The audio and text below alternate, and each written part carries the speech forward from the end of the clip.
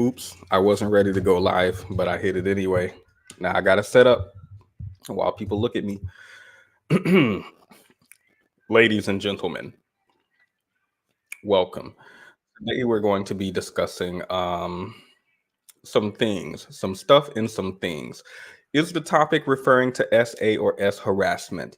I'm going to say no, preemptive no. I don't think we'll be discussing that today. We will be discussing the main topic of discussion in case you need a trigger warning for what we'll talk about is a woman who there was this college student and she was on camera and it's going viral on TikTok because some man tried to take her wallet and she fought him off. And there was just men looking at her on the video just right there. So that's the main topic of discussion today. I do think maybe SA or S harassment might come up, but that's not the main. I wouldn't say that's the main topic. Mainly going to be about men who like just watch stuff happen. So I would say it comes up. I would say that. Hello, Kalidra. Welcome, Sipster. Now that we have our trigger warning out of the way, I do think this is very important. We have to watch this. I saw this on Bookface today. So are you guys familiar with gorillas? Let's start there. Are you guys familiar with gorillas? Yes, no, maybe. So there is something going viral on Bookface because I don't know if y'all still use that app. I know everybody's on TikTok and Instagram and nobody's on Facebook these days, but Facebook, right, is making this thing from a while ago go viral that I completely forgot about. That I found some humor in. So there are these researchers trying to successfully teach a gorilla about impending doom. And they say that gorillas are just like smart enough, not as smart as humans, but smart enough to understand concepts and communicate sometimes through sign language. I think there was one gorilla famously, but there's controversy about whether or not that's true, blah, blah, blah, blah, blah. But the point is they were trying to communicate to this gorilla impending doom, and the gorilla apparently was able to understand it and got depressed. Let's watch. I just found it funny because how do I can you imagine a child, like a 13-year-old child, and this child's just growing up, not a care in the world, and then they turn like 14 or 15, and you're like, oh, by the way, you're going to get a job, and then you're going to work at this job for the rest of your life. And yes, that's your entire life. You will now work for the rest of your life after you graduate. Right. So let me go ahead and put that on screen.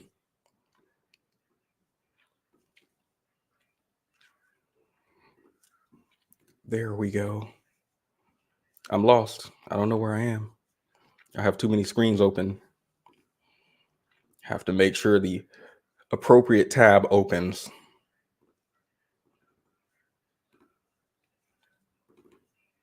When we first started with Quigley, he was just a normal, happy ape, not a care in the world. So the first thing we did was we taught him patterns like red block, blue block, green block over and over. Then it became a pattern of gorilla born, gorilla grow, gorilla die over and over. Right. The researchers then showed Quigley photographs of dead and dying gorillas while communicating. This is from The Onion, by the way, so I don't believe it.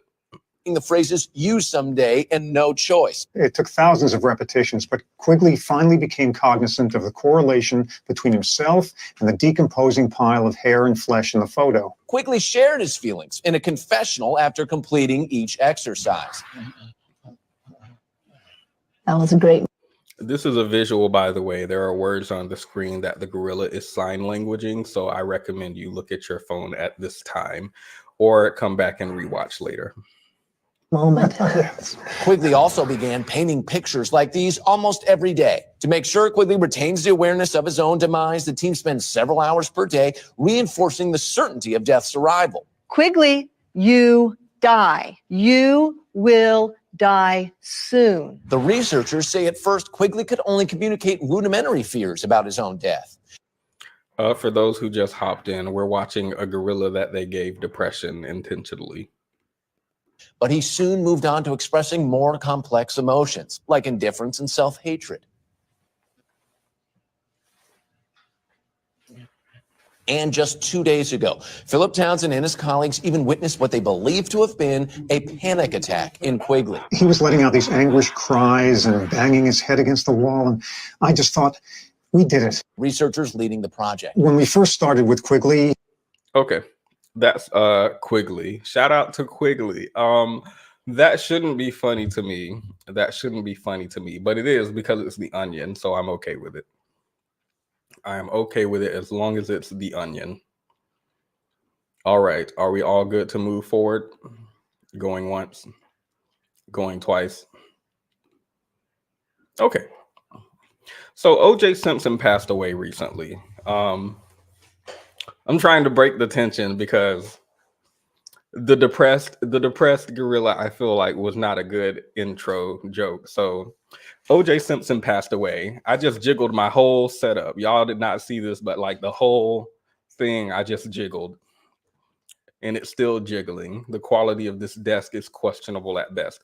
But O.J. Simpson passed away, I learned recently. And something that someone asked is, did he fit in the coffin?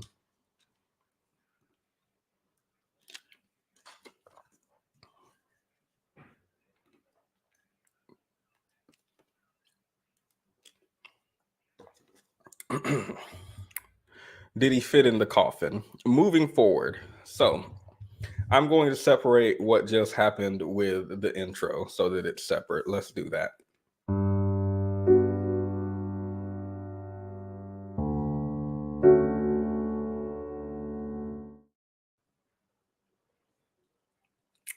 I know they didn't just change my schedule again. The way these people contacted me, cancel all of your plans for work next week. We need you on a certain project, period. I'm going to do it. I'm going to call these people. I'm going to cancel. I'm going to move the schedule back. I'm going to change my plans around. Got it. It's done. I'll be there on those days. And now they done messaged me.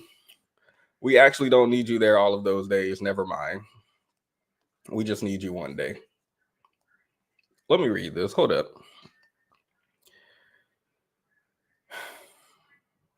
I only need you one day. Why? See, this is what I don't like. You need to give me all of the information up front. Up front. Why are you bits and piecing me information? This does not make sense. This is not effective communication. Can you imagine if I sent you an email and said I, and then I sent you an email and said went, and then I sent you an email that said to, and then I sent you an email that said the, and then I sent you an email that said store? Why can you not just write I just went to the store on one email so that I'm fully aware of what you're trying to communicate and you don't have to? Now I got to call the people I canceled with who were already upset. Hey, by the way, let's actually move back to the original date. They're already moved stuff around so that they could get that day that I planned with them. And then I had to call them and move their day. So now they got to shift their next week back to this week and shift this week to next week. Now I got to call back and they got to shift this week to next week. This does not reflect good on me, is what I'm saying. This is in poor taste, is what I'm saying. Give me all of the details up front. Why send me, I need you from this day, the next day, the third day, and the fourth day, clear your week. Okay, let me clear my week. Oh, actually, I only need you one day.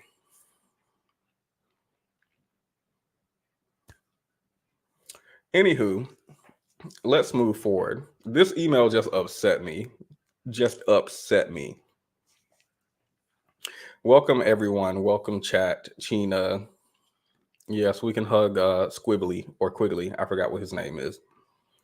Miss Jigglypuff, welcome. They love Mari. You're like one of those comics at open mic night that tell their first joke and get crickets, but then just keep going. I'm going to take this as a compliment. What I hear is I am comedian quality. That's what I hear. I am comedian quality. I'll take that from this sentence. I did go to someone at I forgot the name of this comedy club in New York. Me and my friend went to, and somebody was telling horrible jokes all night, but then he told one really, really good joke that brought everything back. So we like ignored the first part of his set. I'm not talking about Neo. I just found this in my TikTok feed, and it just looks dusty and ghetto. I thought it was a man playing Neo. I don't know if we're talking about the same thing. I just saw a video of Neo in the dark with his baby mama or whoever talking to him. And the way I looked at this, and I was like, why is this man cosplaying Neo, and what's wrong with his head? What is that on his head? And then I was like, oh, that is his head. And that is Neo. That's not like someone pretending to be him. Got it. Got it. I've never seen Neo without the hat. I've never seen him without like. So anyway, I won't be discussing that on this stream specifically, but we might have to get into that. We might have to get into that in a few days. It's Ari. You call me Mari every stream. Got it. Let's talk about literacy, right? Let's talk about enunciation, articulation, things that are big words, right? Sometimes you have to work with someone where they are. You have to work with someone where they are. That's all I'll say. So we're going to jump into our first tidbit. This is not necessarily the topic, but I wanted to briefly touch on it before we get into the main discussion. A 15-year-old Black girl was attacked. And let me play the TikTok that I saw, which here, I'll put it on screen. It's about a minute long, but I'll speed it up.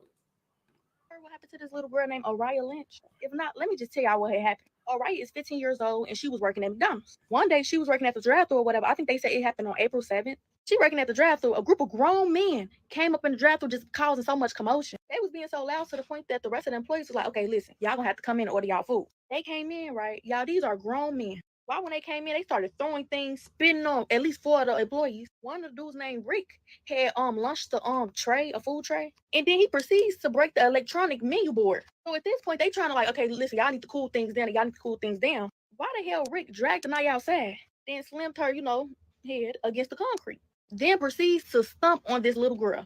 Now let me show y'all the man who did this. Okay, this is him right here, y'all, right here, and right. That man, by the way, has a TikTok, and he had some questionable. He had some questionable content, to say the least, on his TikTok, and he definitely did have some videos talking about how aggressive he is or will get, etc.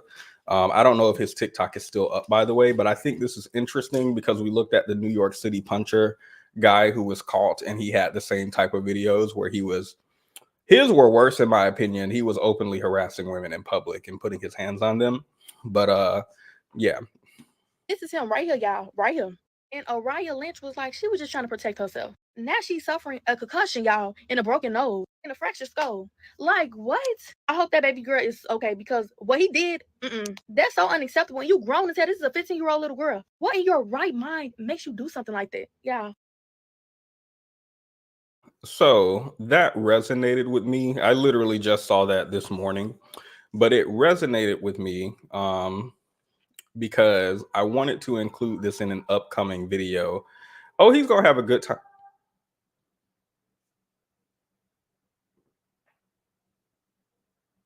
Did y'all hear that? Okay, I thought I heard someone singing. I'm gonna lose my mind. I'm gonna lose my mind. Let's continue.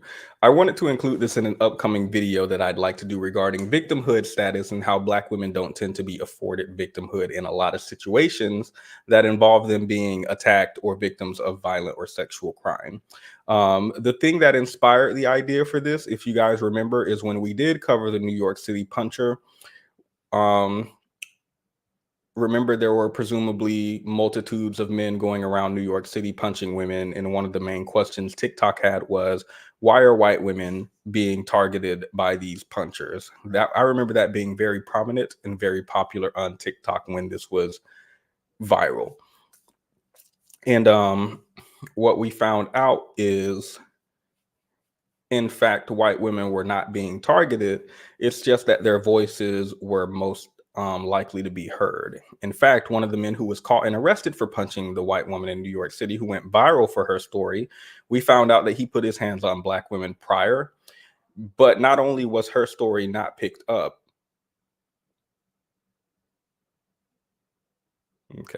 not only was her story not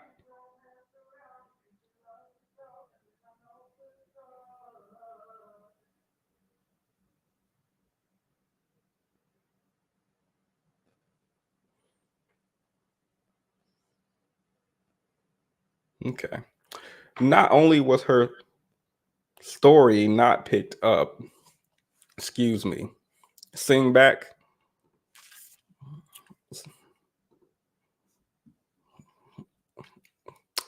No, I will literally pause and go up there. This is too much. We have already had like 2 to 3 conversations. Anywho, not only was her story not picked up, but when we reviewed the footage, we found that even the police were siding with the man who put his hands on that black woman. They were calling her hysterical, aggressive, and told her to calm down while she was being ridiculed by the man who just seconds prior put his hands on her and recorded it, and also recorded himself mocking her while the police were there antagonizing her instead of him. Now, if you guys remember, during that video, we went down a rabbit hole where we looked at the other black woman who ended up being attacked by her husband, fired a warning shot, and didn't hit him or kill him or anything, but she faced 20 years in prison for that, even though she fired at the time in which her husband was actively attacking her, threatening to unalive her. And as we found out, he had an extensive history of being violent, not only towards her,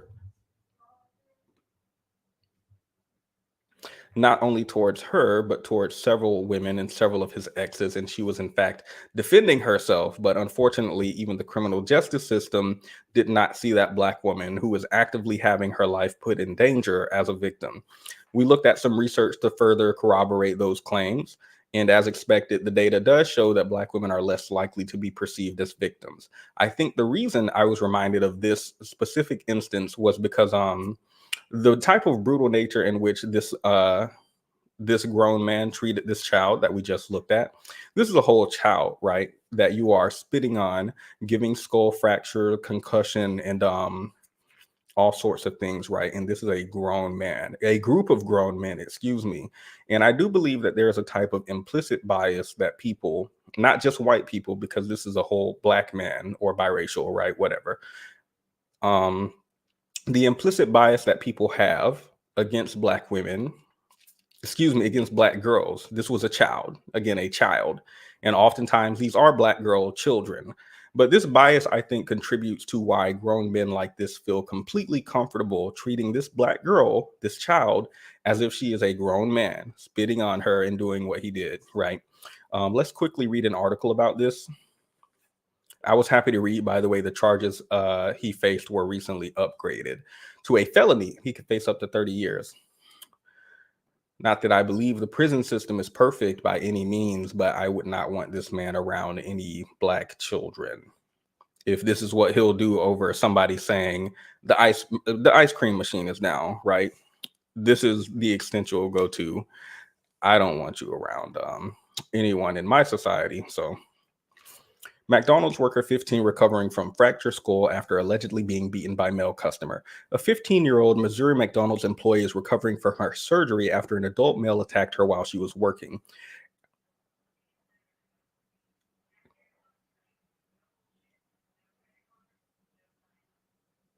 I don't know if y'all can hear what I just heard.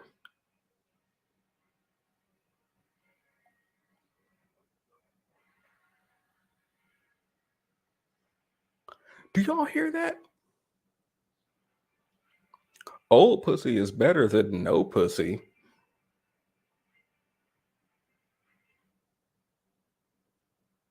What are they watching? Anyway, I don't know what type of commercials my neighbors are getting on their pornography, but I hope they turn it down. I don't know what's going on. The neighbors over here are singing. The neighbors over here are watching pornography with some interesting commercials. I don't feel like any of this is appropriate for this type of stream. So we'll try to just push through it and ignore that.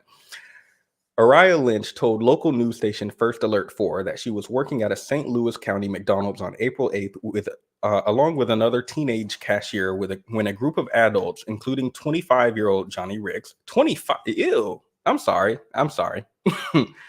Does this look 25? Wow. That must be the other side. But y'all know black don't cry. That's the other side. That's what that is. Anywho, allegedly 25-year-old Johnny Ricks came into the restaurant and began allegedly destroying property, spitting on the employees, and instigating a brawl. According to police reports obtained by NBC affiliate KSDK, Ricks was attempting to order at the counter when he got upset and allegedly threw a plastic tray at an electronic menu board, destroying it. Employees then asked him to leave and attempted to escort Ricks outside when the fight broke out. A video of the incident that circulated on social media was obtained by local station KMOV shows Ricks allegedly pulling Lynch by her hair outside the restaurant and stomping on her head. I want to pause and say this is a child. Ricks allegedly struck Lynch again in the head as she tried to stand up. Getting stomped on by a grown man, Lynch first told First Alert, "I wasn't prepared for what was going to happen. I was just trying to protect myself in the moment. I just want him in jail and charges to be pressed," the teenager added.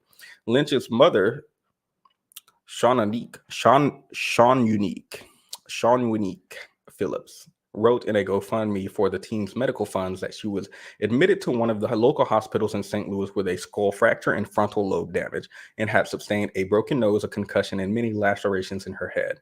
She later had a successful surgery on April 17th, so about a week ago. This is all very recent, by the way. Ricks was also arrested on April 17th and has since been charged with second-degree assault, second-degree property damage, according to information from the St. Louis County Justice Center. He remains in jail and is net set to appear Thursday, April 25th. Maybe we'll have an update today. That's today, guys. Per KSDK,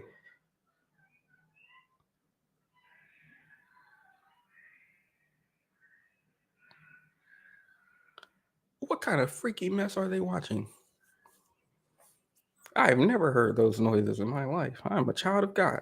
Anyway, he's being held on a $150,000 bond. Let's take a look at his picture and decide if he has that money. No, he does not. So he's probably going to remain there and is required to stay 500 feet away from any McDonald's and will not be allowed to have any contact with the victim. Jimmy Williams, the owner of the McDonald's location, told First Alert that his team is fully cooperating with the St. Louis County Police in their investigation. Great. Ensuring the safety of both our employees and customers is paramount. I don't care. Where were you? Where were the adults? Because this says 2 teenagers were operating a restaurant by themselves. Where were y'all? This is crazy because this is McDonald's was my first job, and this is exactly how it is. It's just you and another teenager. The grown people have left, and you closing the restaurant at 11 p.m., and it's strange people around. This is exactly how it is. Talk about, and the safety of our employees is paramount to me as a local business owner. Only in this news article it is. It wasn't that day or the day before that or the day before that. The GoFundMe has raised half of its $50,000 goals. Yay. All right. And then the update article I saw, this was updated 2 days ago. Prosecutors up charges against man who attacked McDonald's worker. Johnny Ricks faced 30 years in prison after prosecutors upgraded the charges against him. They elevated the charges of a man who was accused of assaulting a teenage McDonald's employee. He now faces first-degree felony assault, the closest charge to attempted murder permitted under Missouri law. Yay. Let's see, any other important information. They're repeating mostly from the other article, but mostly just says felony and he could face 30 years in prison. Let's see how the GoFundMe is looking. They have raised $36,000. I will put a link to this in the description after the video post in case you guys want to give anything. As always, let me know how much you donate and I will match. So let's go back. So yeah, this is just repeating the same information, saying she is not in the hospital anymore, but she is getting doctor visits for her injuries, and the GoFundMe is still up. So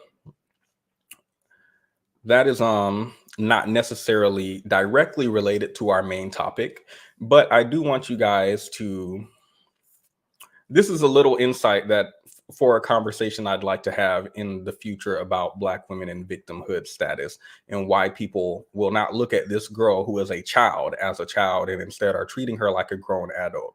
We've already talked about adultification before. We've already talked about implicit bias before, but I don't think we've gone in depth in it in a meaningful way, and I would like to. So yeah. Also, even though it's not directly related to our main topic, I would like you guys to keep this in mind as we move forward with the main topic, in which we will talk about bystanders just watching things happen. So I'm going to play a intro to separate this part as well.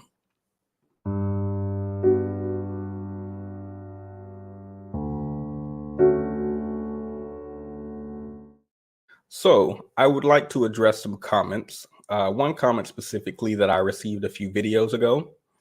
Let me go ahead and liquidate my throat.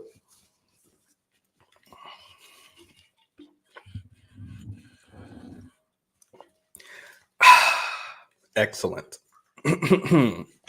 So I want to acknowledge a comment I received a few videos ago when we looked at a case where this, I believe it was on the video where the Black woman was in the relationship with that guy who was a pyramid scheme artist, and he like ruined her business. She had a successful business, but he was using her for money, getting her involved in all his schemes, losing all of their money. And she ended up at the end of the story ending his life and then her own. And I think I remember someone commenting on that live stream saying something like, they are tired of trauma, right?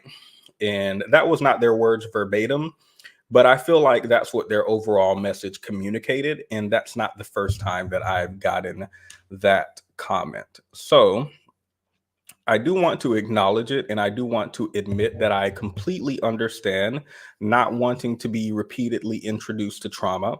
I do remember years ago specifically, I remember there was like a feeling like every few weeks or every week there was a police shooting, right? This week it's George Floyd is unalived by the police. Next week it's a Black man being beaten. Next week a Black woman's brutalized by the police. Next week there's police brutality this and police shooting that. And it felt like week after week after week, and over again, there's just more Black trauma being introduced to the news cycle. And it felt like that for years for me personally, around 2020. So maybe like 2018 to 2022. I'm not sure exactly when it started and when it ended, but like it's like Trayvon Martin rolls into Tamir Rice, rolls into Sandra Bland, rolls into Eric Gardner, rolls into Breonna Taylor, and so on and so forth and so on and so forth, like week after week after week for years. And I feel like there's just Black death and trauma being shown extensively in the news. I even remember there were like, not just the news, but there were conversations about like Black media and movies always being like slavery, this, Django Unchained, 12 Years a Slave, Get Out, Acrimony, right? And why is every Black movie that comes out about slavery or racism and it's just trauma over and over and over again? Why can't there just be like Black sci-fi movie without slavery or racism, right? Why can't there be a Black movie where it's not exhausting to watch? And relief is what I think they're asking for. Why can't there be relief? And what I think these conversations highlighted the most is that it feels exhausting to have these types of stories on repeat back to back to back. It is exhausting, I think, in my personal opinion, it is exhausting. And I only bring up all these past experiences to say that I completely understand the idea that some of you might be tired. This is not something I'm unaware of. I have a kind of internal conflict because I do believe it can be traumatic for people, and specifically Black women, for what we talk about on this channel specifically, to listen to these scenarios over and over again. But at the same time, these are stories that I believe should be covered in a meaningful way. And like the way that the Black woman is hit on the New York City subway and her story just fades into obscurity, while a white woman who experiences the same thing from the exact same man, mind you, has her story go viral, has people validating her in the comments. And that's not to say I'm upset, by the way, at people for sympathizing with her. That is not her fault. And I would hope that people would sympathize with a woman who's attacked for no reason, regardless of her skin color. But what I do find is that skin color does make a difference, and Black women who experience things like this are not afforded coverage. They're not afforded community. They're not afforded meaningful discourse, in my opinion. And the idea that this Black girl who we just looked at has her head stomped on by a grown man, and I just let this pass by without saying anything or informing anyone or spreading her story in any way. And it just sits like on the small part of TikTok that is Black TikTok, specifically Black woman TikTok. Does not sit right with me. The only place that I can find these type of stories is generally on Black women's TikTok. I logged into TikTok from a separate account once and realized that my feed is extremely curated, and nothing that I see or that we talk about generally is in main TikTok at all. This is on a very specific sector of the internet, of TikTok, of YouTube, that is not big at all, even though it looks big to me because like I see it every day. But it is not at all. It is not mainstream by any means. And the only place that I can actually find these are generally on a Black woman's TikTok, or in an article online that's not getting a lot of clicks or traction, or on a YouTube video, which usually, again, is run by a Black woman who specifically covers Black women and girl victims. And the only time I can remember in recent history, I think, a Black woman's story getting like major media coverage is when Carly Russell was kidnapped. And then we found out it was fake, which further enables people who already don't believe Black women to further distrust them. So, right, that's that whole thing. That's like the only time in recent history I remember any Black woman getting like media coverage widespread across the nation. And we see how that turned out, unfortunately. So I'm stuck between the belief that these Black women's stories deserve coverage and these Black women deserve to have a voice, while also trying to manage how often it is that we're re-exposing ourselves to trauma. And if I'm being honest, I genuinely don't know how to balance that. I genuinely don't know. And I don't know how much is too much or how much is too little. I don't know what is the perfect amount and what is the perfect balance. I don't know. And unfortunately, I don't think that's a satisfying answer for everyone, but it's what I have. But at the very least, I do want you to know that I am listening and I am reading your comments and I do hear you. And I'm trying to make sure we have a community where everyone feels okay. Because it's something that I don't know how to balance, I do rely on you guys to some degree to make sure there's a kind of checks and balances. So if you ever feel like things are getting too dreary for too long and that we need to break it up with some Pop the Balloon, which I did enjoy, even though it was very ghetto and messy, then just let me know in the comments or the Discord or email or wherever you can get it. And I will try to be more cognizant moving forward. With that being said, I'll play another intro to separate this and we can get to the main topic.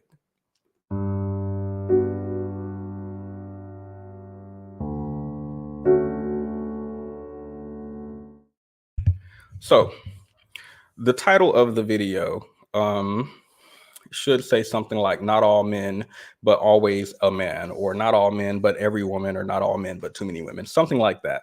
And number one, the inspiration for the thumbnail was an article which we can read later. But number two, the reason that I was interested in this topic in the first place is because I watched 3 TikToks in a row, 3 in a row that inspired this video. And let's start with that actually. Let's go to my For You. Let's start there. This is Lady Long Locks on TikTok. watched a white girl fight off a robber at gunpoint. He literally had a gun. I just watched a white girl fight off a robber at gunpoint. He literally had a gun to her. She fought him off, got the magazine out the gun and everything. But the crazy part about it was that there was 2 men watching very close by.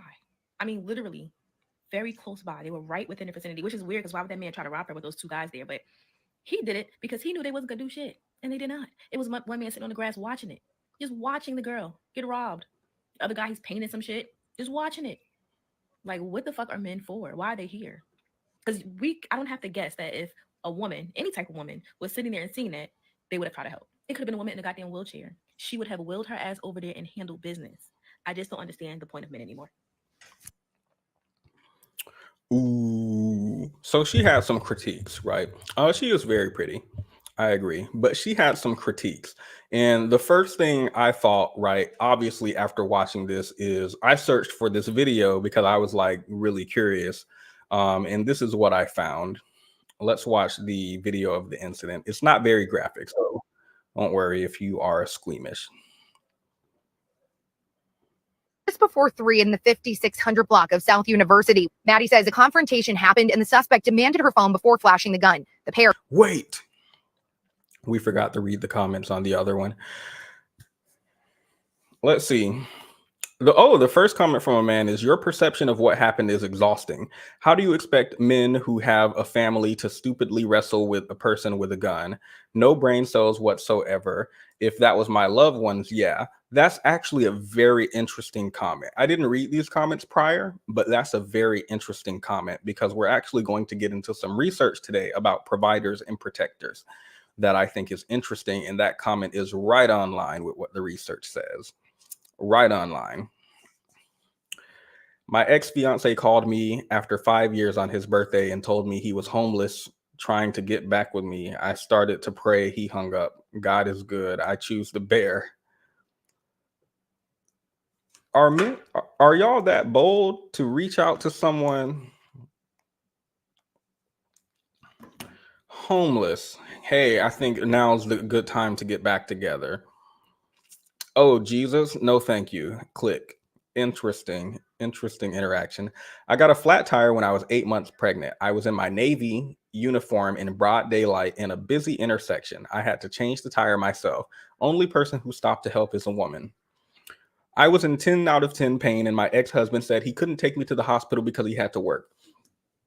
I choose the bear because I drove myself and the doctors didn't know how I did it. Definitely always choosing the bear. My ex and his roommate were military. When I left my ex, his roommate admitted to knowing that my ex was beating me, but did nothing because he was scared to intervene. He was too scared to help me. Interesting, because that's also something we're going to get into with the research. Let's read one more. There was a tree blocking the road, and I needed to get to work. I cleared it out the street despite there was men driving past it and watching me clear it alone. Another woman came to try to help. And the last one, it's crazy how many times I've thought, okay, there's people around, I'm good, and then I have to redirect my thoughts when it sets in that these bystanders will probably actually not help me if needed. There are a lot more, but we could be reading them all day. So if you are interested in looking at her video or the comments, her name is Lady Longlocks on TikTok. Now let's go back to the actual incident she was describing.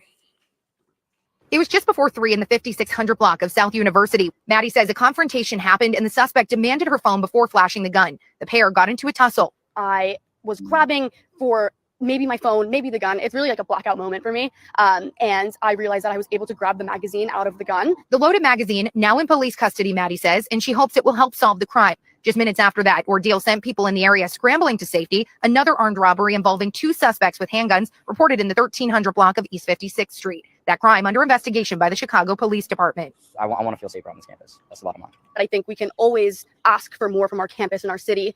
Maddie says she hopes fellow students and staff are vigilant and keep I actually didn't see this the first time.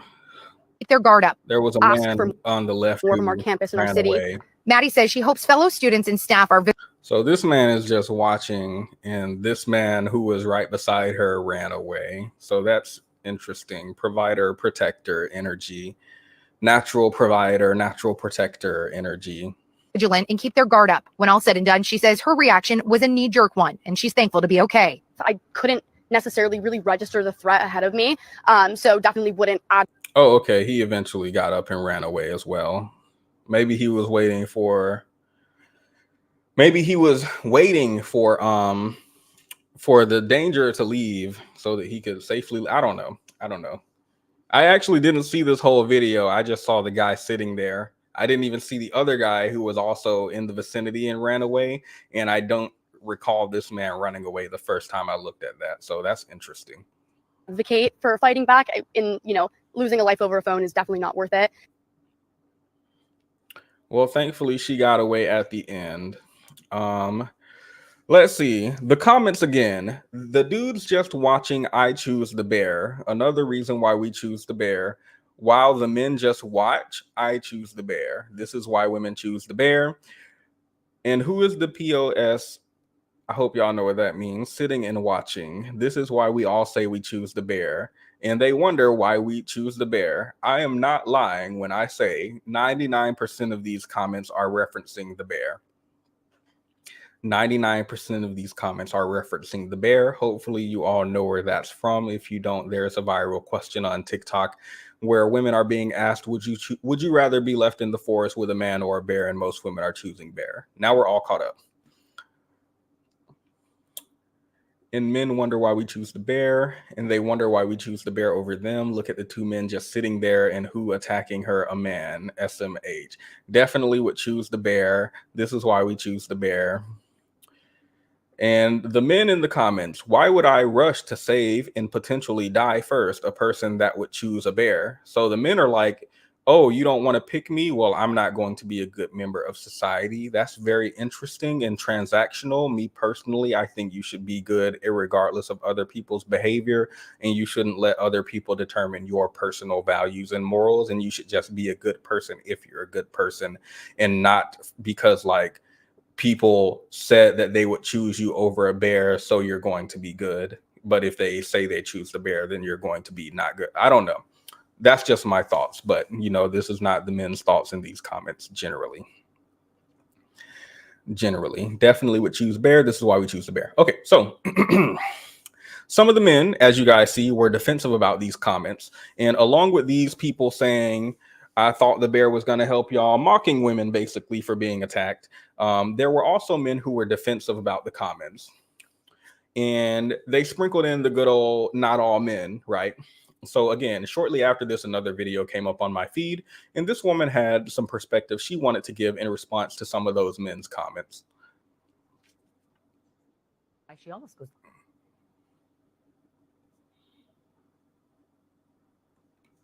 She tangles with the guy. She almost goes down. But at one point, she grabs the gun and gets the magazine out. This is another one of those infuriating, not all men, but yes, all women scenarios. Because yes, not all men would have stood there and let something like that happen. I am blessed to know several men and to be related to several men who would absolutely have stepped in and done something. Here's the difference.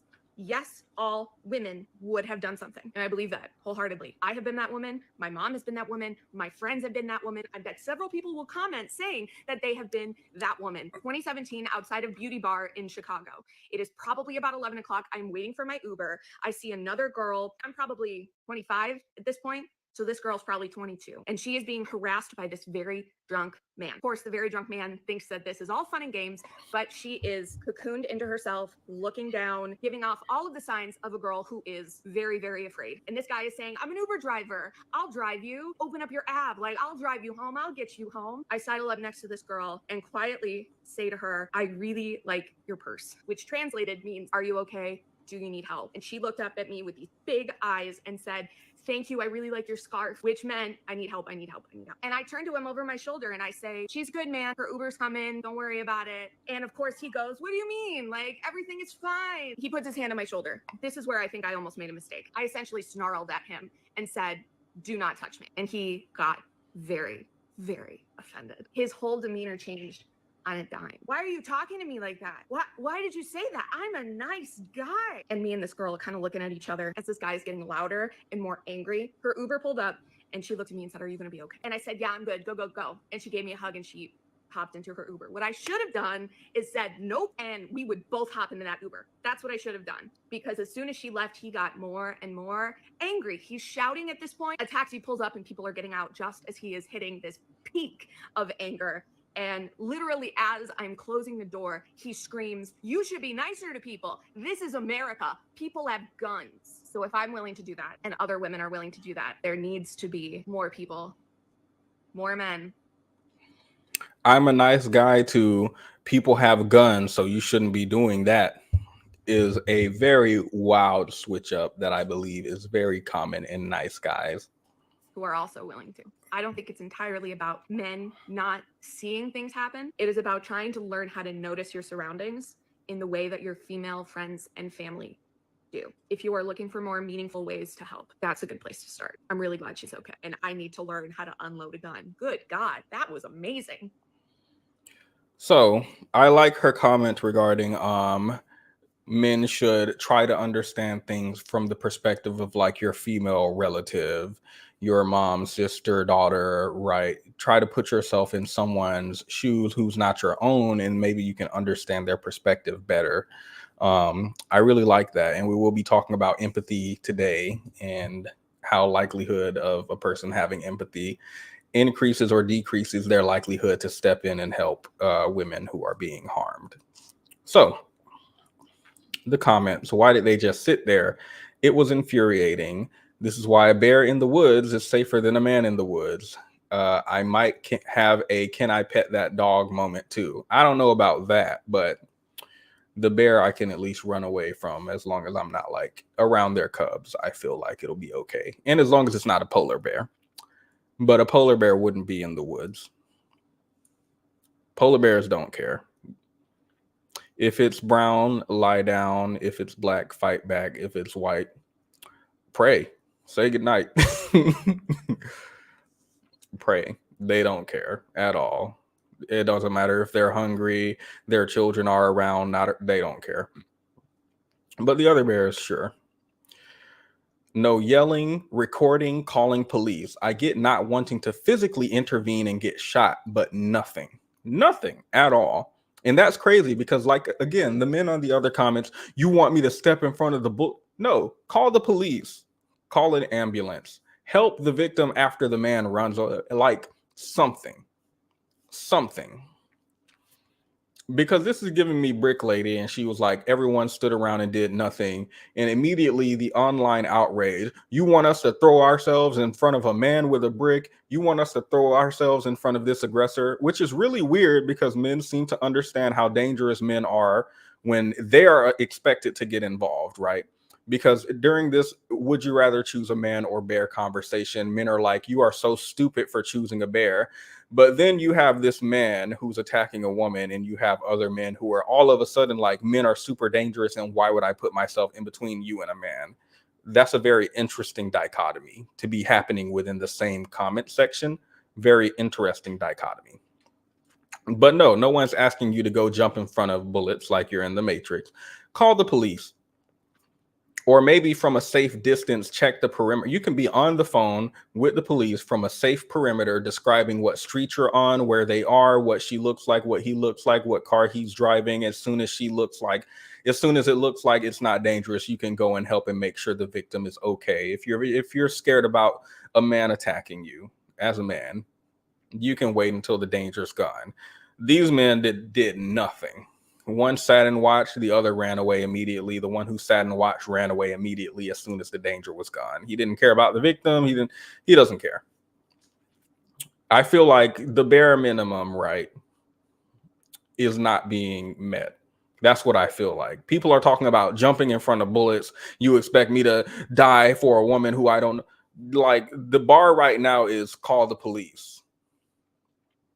That's the bar currently. We're not even at jump in front of bullets or go save someone like Superman right now. We're just at calling the police, shouting, hey, what are you doing? Something. Jumping in front of bullets. Are you kidding me? So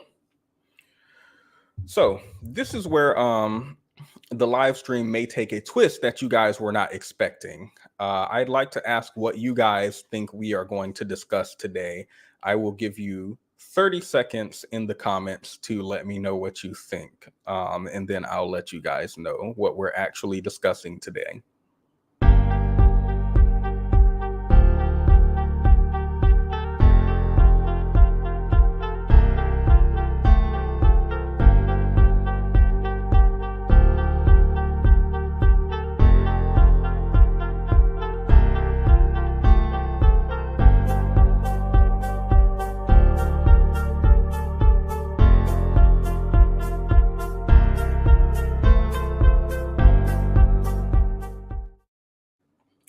All right. If you guessed Pop the Balloon Challenge, you were correct. We are going to be looking at pop. No, I'm just playing. Let me stop.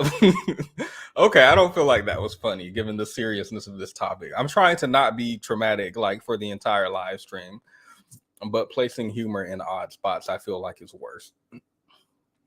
So let's see what you guys thought we were going to be talking about. Let me say first what we aren't talking about. We're not talking about Pop the Balloon.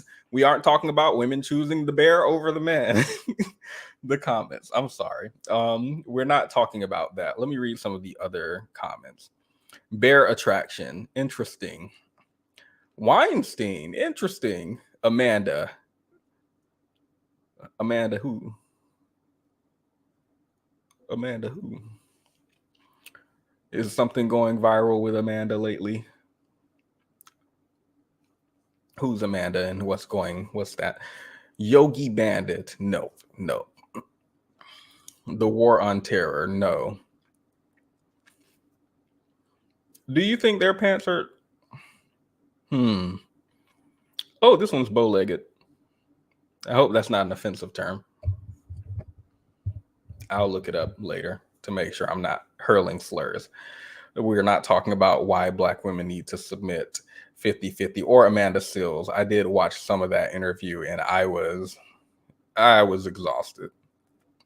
I watched it at like 10 p.m. last night and it put me right to sleep. It took all the energy I had. Today we're going to be talking about the bystander effect. We're going to talk about the bystander effect. So what I wanted to know is what this lady in the TikTok we watched, right? Let me pull her back up. Is what she's saying 17 outside of true? Is what she's saying true? Because again, the claim she's making is not all men, right? Because the men are saying, oh, if the right men were there. Some of the men were saying if the right men were there, they would have stepped in. It's not all men who would just run away and leave that woman alone. It's just those men in the video. Interestingly enough, it's always those men in the video in every video we see generally.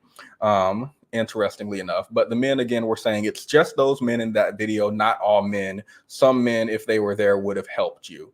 And she says, cool, it's not all men, but it is every woman. She makes the affirmative claim that every woman would step in to help. And what I wanted to know is what she's saying true? Will women be more likely to step in? Will men be less likely? Is this all men? Obviously obligatory, not all men, but is it most men? Is it men in general? Is it the average man? Is it a critical mass? I found some research that I thought was interesting that I would like to share with you guys. I don't think I got a meaningful answer to my questions from skimming through the research, but I haven't read it fully, so that remains to be determined. But I also did find some things that were interesting. Mainly what I found intriguing was some gender differences in likelihood to intervene, what someone's beliefs they have, how it might affect their likelihood to step in and some other stuff. So let's read it. Let's read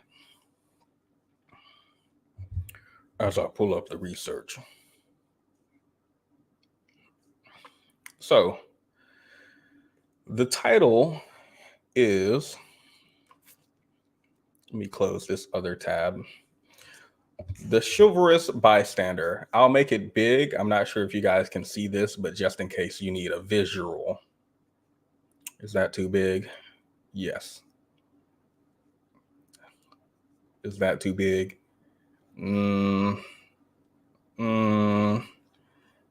That's fine. We can do 125. We can do that. The chivalrous bystander, the role of gender-based beliefs and empathy on bystander behavior and perceived barriers to intervention. Again, I found some of the research interesting. Will all women step in? No. Will women be more likely? Absolutely. And even though she said all women, I believe she was talking about women generally, or I would even wager to say the majority of women. The average woman. I assume that's what she meant, even though she said all women, but maybe she did mean all, literally all, which I would disagree with. But I am also biased because I've read some research. So this is from Marquette University, the Psychology Faculty Research and Publications.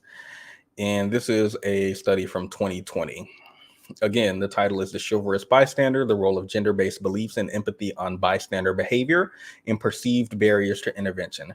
We're going to read some specific parts, and then we're going to read the discussion and conclusion because it is a pretty thick document. So we're going to try to touch on the major parts without losing anything. So the abstract, despite substantial evidence demonstrating a relation between gender-based beliefs and violence against women, there's been little research examining whether sexist attitudes are related to pro-social bystander behavior. Understanding psychosocial influences on bystanders' behavior could inform bystander training programs on college campuses. And so the current study examined the unique and joint effects of 3 gender-based attitudes: rape myth acceptance, hostile sexism, and benevolent sexism. These are attitudes, not genders yet. In empathy, in predicting bystander behavior and perceived barriers to intervention in situations that undergraduates had experienced in the prior year, benevolent sexism was the only gender-based attitude consistently associated with bystander behavior and perceived barriers.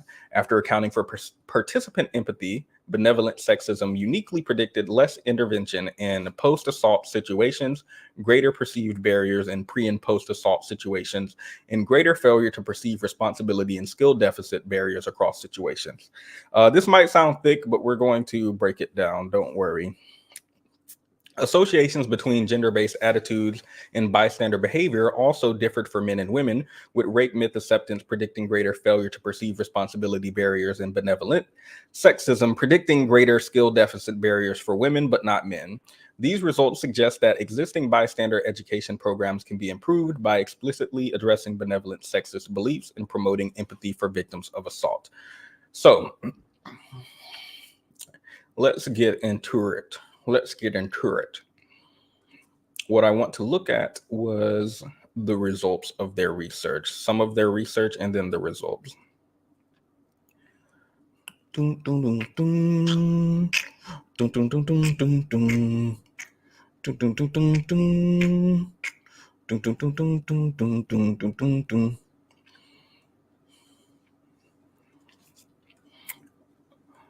Okay, so measures.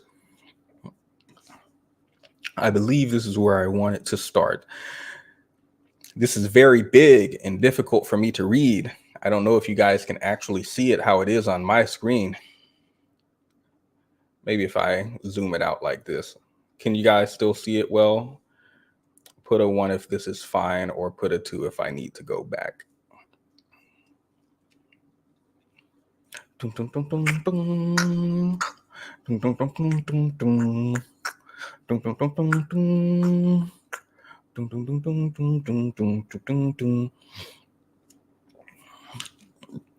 Okay, 1 it is. I see 1, 1. Awesome.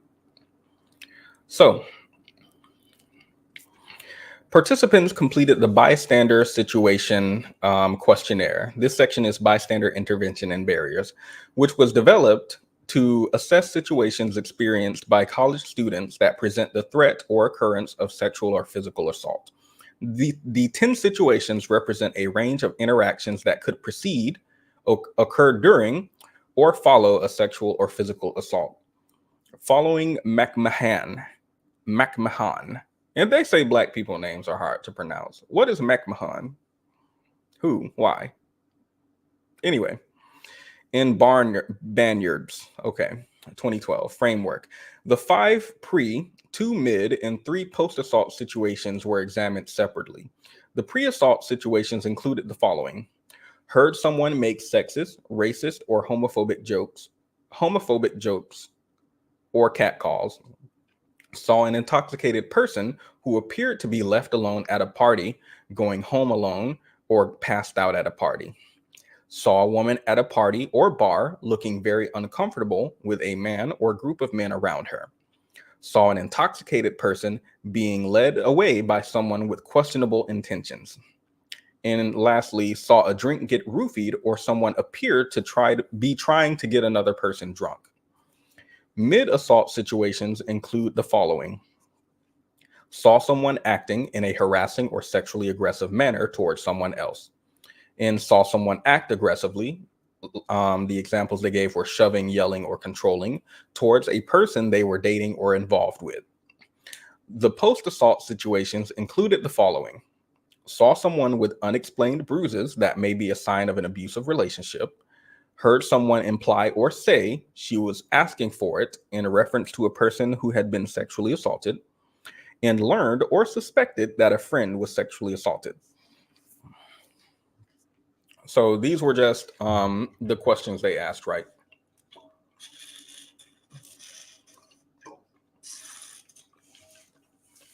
My juice is making weird noises when I drink it.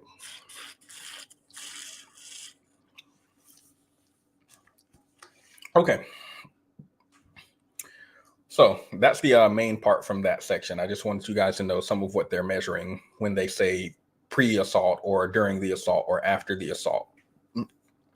So this section is rape myth acceptance. Participants completed 19 items from the Illinois Rape Myth Acceptance Scale, short form, to indicate their level of acceptance of common myths about sexual assault. Example items include the following: a woman who is raped while she is drunk is at least somewhat responsible. Usually, only women who dress sexy are raped. Again, these are some of the examples of rape myths. And respondents would rate whether or not they agree with these and how strongly they agree with these. The consistency in the current sample was a 0.92. Sexist attitudes. Participants completed the ambivalent sexism inventory to measure sexist beliefs and attitudes. The ASI is a 22-item measure that assesses endorsement of sexist attitudes. It consists of 2 subscales of sexism, hostile and benevolent, that are assessed separately. Hostile sexism subscale includes items such as the following: most women fail to appreciate fully all that men do for them, or women seek to gain power by getting control over men. While examples of benevolent sexism included the following: women should be cherished and protected by men, and every man ought to have a woman who he adores. And respondents would rate whether or not they agreed with this, with higher scores, meaning they agreed more with it. And I've already read this, so I won't spoil it, but I was very intrigued by how the benevolent sexist people interacted with victims, right? So let's continue. Empathy. Participants completed the Toronto Empathy Questionnaire to measure general feelings of empathy.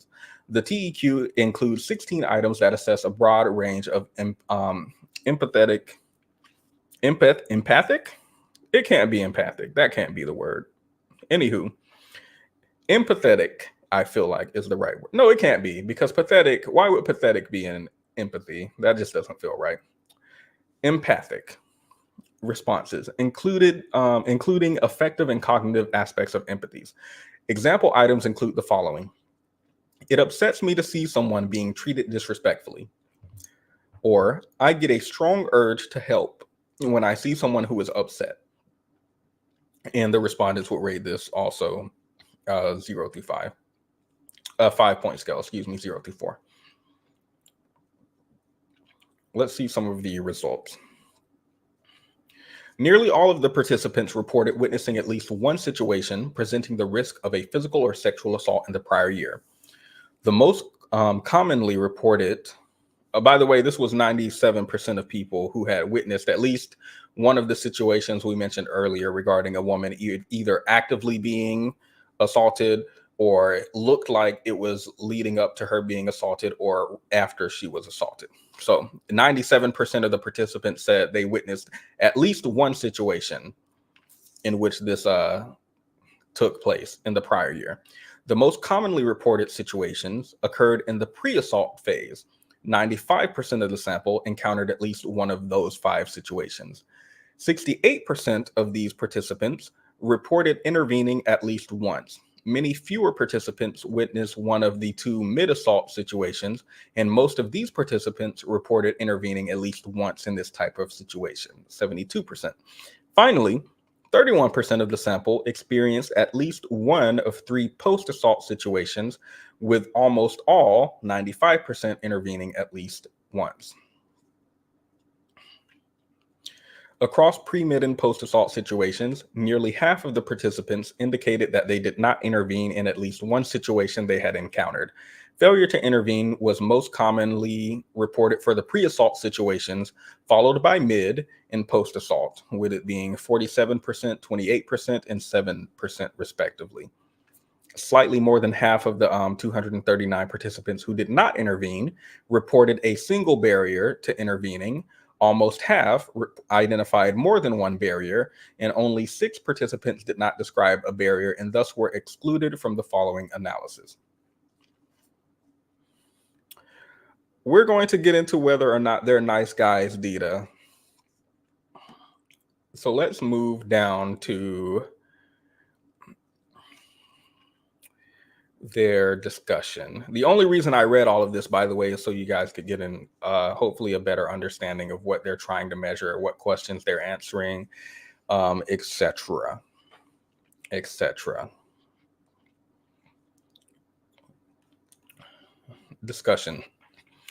The present study explored how multiple forms of gender-based beliefs relate to bystander intervention in college students and augment existing research by being the first to examine relations between sexist attitudes and perceived barriers to intervention, and to assess these associations in situations that students actually experienced rather than in hypothetical scenarios. Let me pause and go back up because I think they talked about barriers, and I want to make sure we have those defined.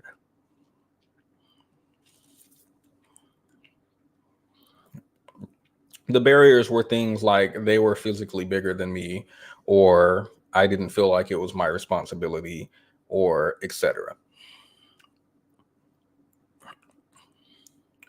Where did it go? Where did it go? Where did it go? Where did it go? The data has disappeared.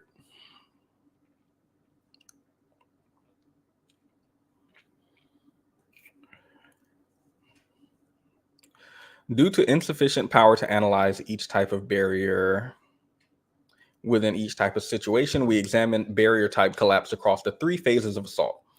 Total reports of risk, responsibility, skill, and audience barriers, and the number of barriers reported in each case of assault. Let's see. As shown in Table 1, these were some of the most prominent barriers, it looks like. Not knowing what to do or how to intervene, skill deficit, and not feeling responsible for doing something, failure to perceive responsibility, were the 2 most common barriers reported by participants, with failure to identify the situation as potentially risky, failure to perceive risk, and concern about how others would respond, audience inhibition, less frequently reported.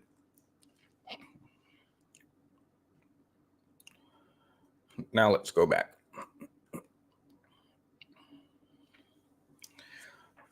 So they're talking about how they conducted the study. Woo-de-woo, woo-de-woo-de-woo. Sorry, it looks different when I blow it up, so I can't find the exact spot that I was reading earlier. There's a specific spot that I wanted to read.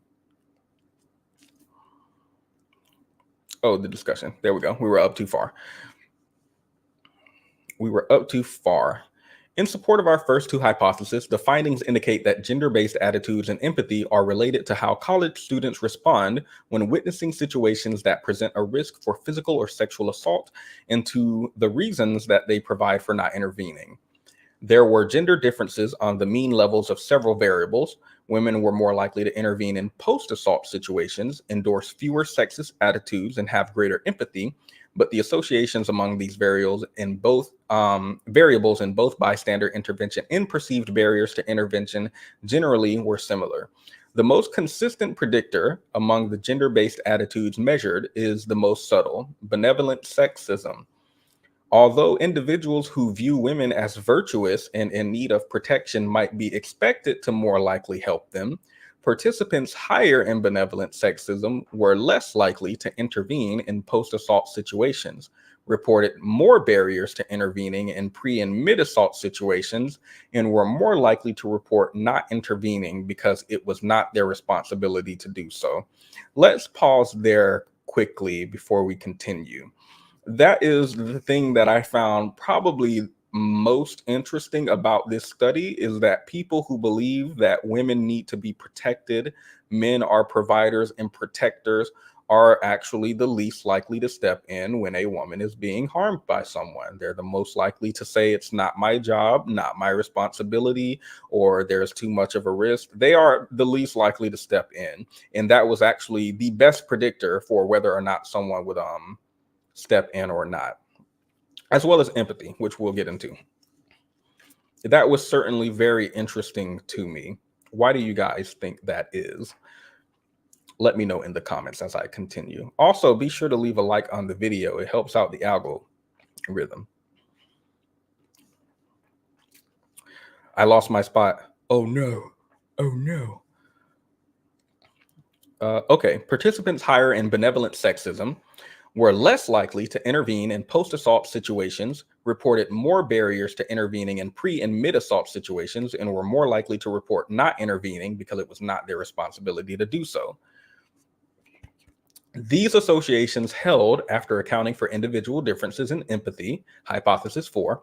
Although casual inferences cannot be drawn from these cross-sectional data, the findings suggest that men and women who hold benevolent sexist beliefs are less willing to intervene when women are at risk for assault or to help them after they've been assaulted.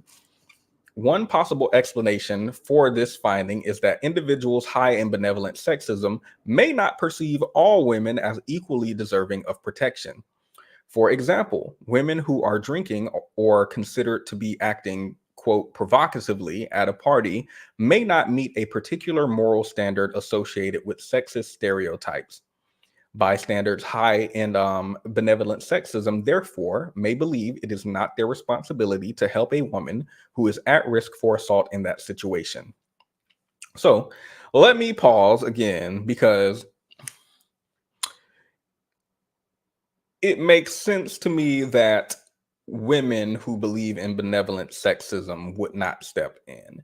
I believe that is logically consistent. If you're a woman and you are like women small, women weak, women fragile, men strong, men protect, men provide, it makes sense if you're a woman and you see another woman being attacked by a man for you to feel what this study calls a skills deficit.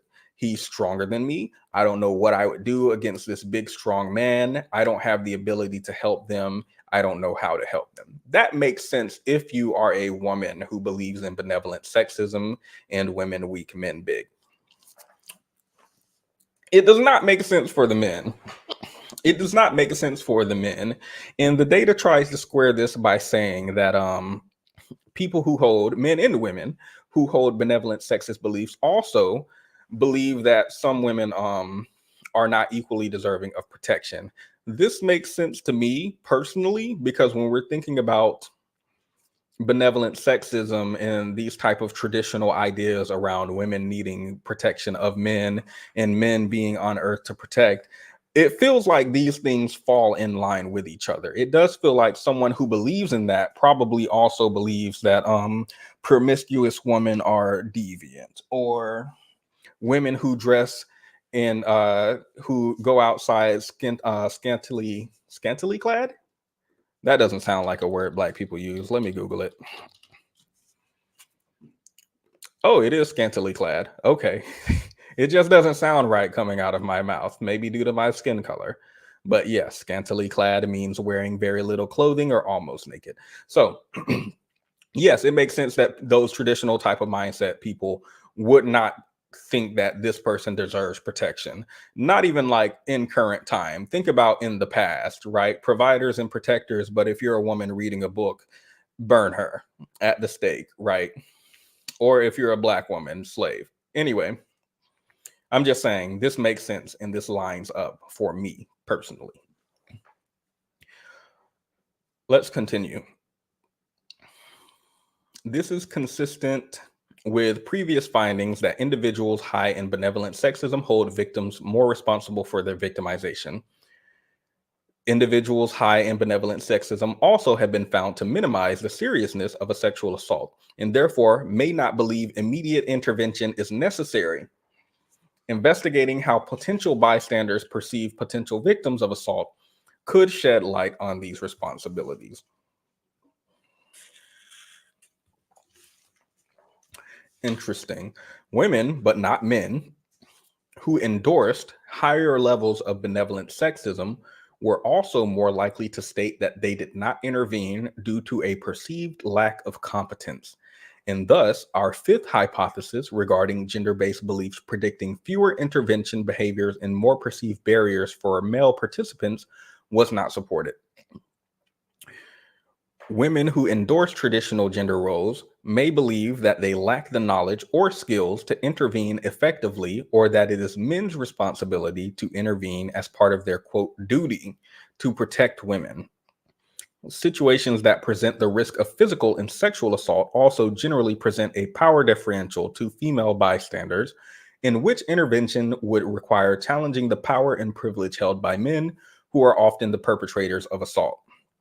Witnessing situations in which men victimize women also may threaten the female bystanders' traditional gender role beliefs that men should protect women, which in turn may elicit responses that reinforce beliefs that society is fair, such as failing to help a victim believed to be at blame for assault.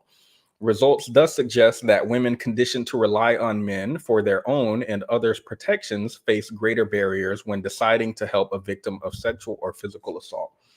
Again, this part makes sense to me. At first, it doesn't make sense for someone to have these beliefs. Let me say that first. That doesn't make sense to me for someone to have these beliefs. But for someone who has these beliefs, specifically for a woman who has these beliefs, it makes sense for her to say, men are bigger and stronger than me. And it is not my place as a woman to go and fight a man off of a woman. We need to wait for another man and hope he, I hope a good man comes and saves us, saves her. Right. Hopefully a man comes and he doesn't join in. Hopefully he comes and helps and does not run away. Wait, let me play that video from earlier. Hold up. Because I could have sworn we just watched 3 in the 5600 block of South University. Maddie says a confrontation happened and the suspect demanded her phone before flashing the gun. The pair got into a tussle. I was grabbing for... Yeah, so this man sitting and watching and the other man who ran away, women who believe in benevolent sexism are like, oh my God, I hope one of these men helps. And they would watch this woman being attacked and hope one of those men get up and go do something and help her. That's what they would hope. Now, whether or not you guys believe that that is likely or not, that's up to you. That's up to you. I'm not going to take away your personal beliefs and thoughts. You are allowed to believe and think what you want. But that is what women who believe in benevolent sexism tend to, this is how they tend to react to as a bystander, right? When they are perceiving victims of assault. And again, witnessing situations in which men victimize women may threaten female bystanders' traditional gender role beliefs that men should protect women, which in turn may elicit responses that reinforce beliefs that society is fair, such as failing to help a victim believed to be at blame for assault. Now, this sentence I had difficulty interpreting. What it sounds like to me is women who believe in those traditional gender roles and men should protect women, if they see a man attacking a woman, this threatens their traditional gender role beliefs, as the sentence says, right? That men should protect women because this man is obviously putting his hands on a woman and doing the opposite of what protection is. So the women have a sort of response to reinforce their beliefs. Again, the example they use in this sentence is they believe the victim, for example, is to be at blame for assault. The examples they gave earlier were maybe she was dressed provocatively, maybe she was drinking, right? So the way I'm interpreting this sentence is if I look at this man attacking this woman, it threatens my beliefs unless I say, oh, she deserved it for some reason. So it's okay for me to continue believing what I believe regarding men being protectors. It's just this woman specifically, she probably like had it coming. Results thus suggest that women conditioned to rely on men for their own and others' protection face greater barriers when deciding to help a victim of sexual or physical assault. Rape myth acceptance has been linked to bystander intentions in prior research. They're referencing Bannon and McMahon from 2013 and 2010. We found that it was correlated with lower rates of intervention in pre- and post-assault situations and failure to perceive risk as a barrier for intervening, which was their first hypothesis. Female bystanders reporting greater acceptance of rape myths also were more likely to report not feeling responsible for intervening in situations that they had witnessed. However, after accounting for participants' general level of empathy, rape myth acceptance was no longer related to bystander intervention or barriers to intervention. Individuals who endorse rape myths are proposed to have a higher threshold for identifying a situation of potential sexual victimization as risky or dangerous. But the present findings suggest that when students personally encounter a situation that presents the risk of physical or sexual assault to another student, their degree of empathic, I can't believe that's a word actually, but empathic concern is a stronger predictor of their ability to recognize the danger present in the situation and to intervene than is the extent to which they hold rape myths. So in layman's terms, even if you believe in those myths that she got this because she was wearing skimpy clothing or because she was drinking and she shouldn't have been drinking or she was out too late, even if you believe in that type of stuff, this research says that people with high level of empathy, even if they believe those things, the empathy is a more likely predictor of them stepping in than not. Now, what I think can be debated is how much empathy do people who hold these beliefs have generally, and do people who hold these beliefs generally have less empathy than people who don't? I believe that is so, but I would need research to back that claim. So please take it with a grain of salt as we continue reading. This study highlights the role that empathy may play in bystander intervention. We found that individuals reporting higher levels of empathy were more likely to intervene at each assault stage and were less likely to indicate that failing to recognize the riskiness of the situation was a barrier to intervening. Being able to identify with or understand the vulnerability of others may motivate bystanders to help individuals who are at risk for or have been the victims of sexual or physical assault, and may help them recognize when such risk is salient. I want to pause and bring up the point that was said earlier in the woman's video. She asked the men to put themselves in the shoes of women. Put yourself in the shoes of your mother, your sister, your daughter, and try to understand how they might feel. Instead of arguing with the women in comments about a bear and why you should actually choose a man and you're stupid, try to put yourself in someone's shoes and understand it from their perspective. And this research apparently shows that people who do that, irregardless of gender, we can talk about the gender differences between who has empathy and who doesn't, and whether or not it's different across gender, which I think it is. But irregardless of gender, if you have higher levels of empathy, you are more likely to step in if someone is experiencing something bad. The examples of empathy they gave earlier, by the way, is I don't like it when I see other people being treated poorly in front of me, disrespected. If I see homophobia, racism, sexism in front of me, I don't like that. I want to intervene. I want to prevent that. That makes me upset, right? Just as some examples. So if men are able to look at a woman and feel empathy for her, they might be more willing to step in. Unfortunately, from the comments that we read earlier, which is an anecdote, but one that I believe holds truth, men seem to not step into empathy when it comes to looking at women victims. They tend to step into defense from what I've seen. You all saw the not all men, which is very prominent on these type of videos. You all saw them arguing that it's just those men, or sometimes it's just the men you picked didn't protect you, or whatever have you. I think they tend to jump into defense of men, of themselves, and by extension men, because I do think it's a personal thing, because I've never seen a woman say I choose the bear over man and thought to myself, oh my God, this is so insulting. How could you do that? You're so stupid. It makes perfect sense to me. It makes perfect sense to me, and I don't feel personally hit by it, because even though I don't feel like a bad guy, I am not indicative of the average man. I'm not indicative of men in general, blah, blah, blah, blah, blah. Basically, what I'm saying is the shoe doesn't fit, so I don't feel hit. And I feel like some of the men in the comments who go back and forth with these women feel personally hit and jump into defending themselves immediately instead of trying to understand or to have empathy, right? And they are defending themselves and by extension defending men generally.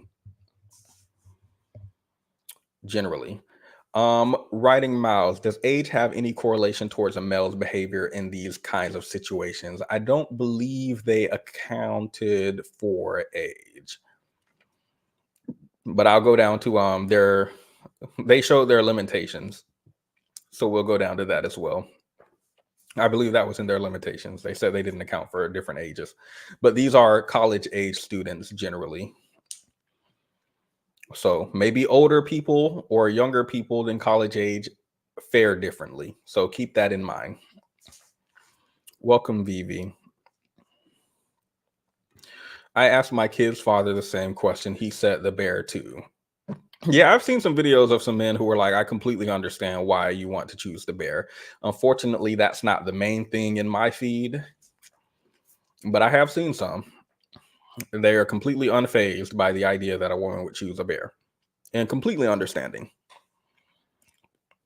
Like, even if you disagree, right? Even if you're like, I would rather be trapped with a random man, I disagree with you choosing a bear. I would hope that you could at least understand why people might have a fear of a random man, why people might feel more comfortable with a bear. Keep in mind, I'm not saying feel comfortable with a bear. I'm just saying more comfortable than they would feel with a random man. Think of like Hillary Clinton versus Donald Trump, and everybody who was voting for Hillary was just saying, I don't want Trump, and everybody voting for Trump was just saying, I don't want Hillary. Think about that. People are like, I'm not voting for what I think is good. I'm voting for what I think is less bad.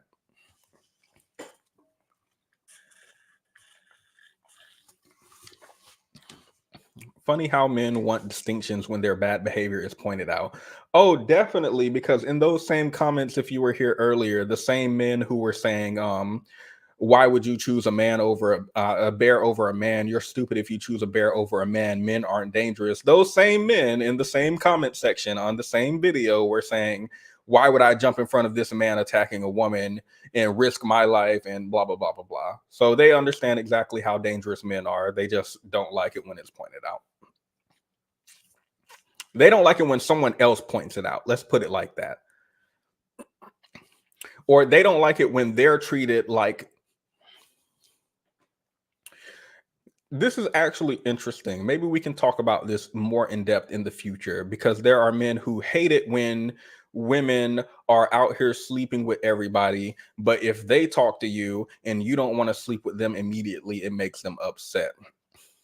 Or they don't want you to talk to any guys because they believe that all men are doing is flirting and doing all this. But then they complain about being in the friend zone or something when they, by their own admission, are just there to leash on a woman and hopefully have a relationship with her, blah, blah, blah, blah, blah. So it feels like men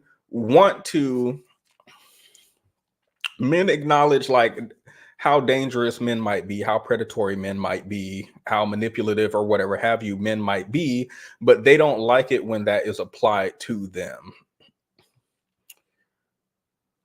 Even when it rings true, right? Even when it rings true. Because we saw the nice guy in the beginning of the video, and as soon as things weren't going his way, you better be careful. A lot of people carry guns around here. Interesting, right? So let's continue.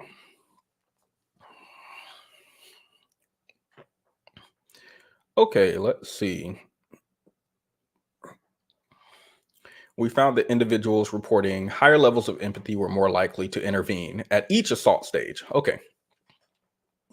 And we're less likely to say there were barriers for them to intervene. So, where's the next sentence? Very few bystander programs target empathy as the primary mechanism for increasing students' willingness to intervene. But these results suggest that fostering empathy may be an effective way to increase responsive behavior, bystander behavior.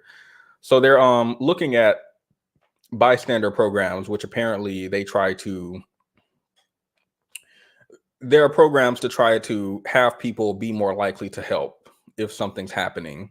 And they're looking at empathy to be a primary mechanism to use in these programs, because if they're able to teach people empathy, then the bystander effect might disappear more. To what degree? To what degree it might, I don't know. I don't know how effective those programs would be. Fostering empathy may be an effective way to increase responsive bystander behavior.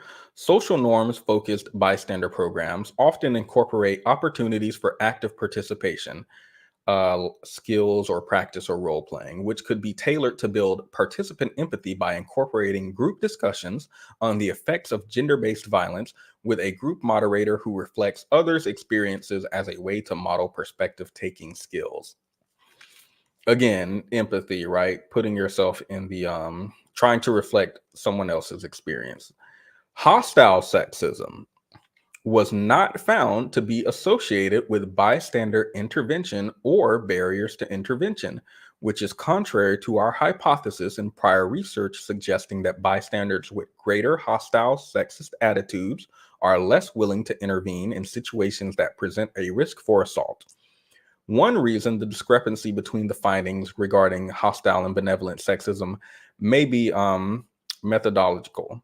The items on the hostile sexism subscale include overtly negative and patronizing views of women. Example, women are too easily offended. And social desirability biases may prevent individuals who actually agree with them from endorsing them. Let's pause. What does this mean? Men who hate women might not be likely to write down on the paper, "I hate women." If you ask them directly, "Do you hate women? Do you feel like women are stupid?" They might not be likely to actually say that, because there's a type of social desirability that people want to adhere to, right? So you wouldn't go to work and say, "Man, I hate white people," and you work around white people. Like, you have a certain incentive.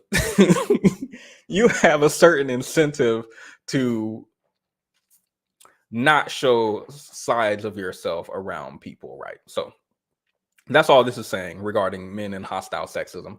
The items, they're overtly negative and patronizing, so men might not choose them. So social desirability biases may prevent individuals who actually agree with them from endorsing them. Although a similar bias could affect scores on the benevolent sexism scale, college students may be more willing to endorse items on this scale because the items reflect seemingly positive views of women. So again, people were just more likely to say regarding the sexism scale, oh, women need protection, women need providing, instead of saying something like women are weak and feeble. They're more likely to say the thing that makes them look more benevolent than malicious. Two sides of the coin, though, right? The data also provides some support for the value of distinguishing between pre, mid, and post-assault situations. In some analysis, associations between gender-based attitudes and either intervention, behavior, or perceived barriers weren't consistent across phases. For example, the barriers to responding, i.e. not feeling responsible for doing something or not knowing what to do, were similar across the 3 phases, and higher levels of empathy predicted greater intervention across phases. In other analysis, different patterns of findings emerged. For example, benevolent sexism was associated with lower intervention in post-assault, but not pre or mid-assault situations, and the rates of exposure to and intervention in various phases are different. Further exploration of whether particular predictors are more potent at some stages than others is warranted, but it will be important to provide a range of situations within each phase so that they are equally well presented. I believe they're just saying that they distinguish between different types of situations, different stages of the assault, and they believe that this was important to present in their study and that it is more thorough than studies prior. Let's continue.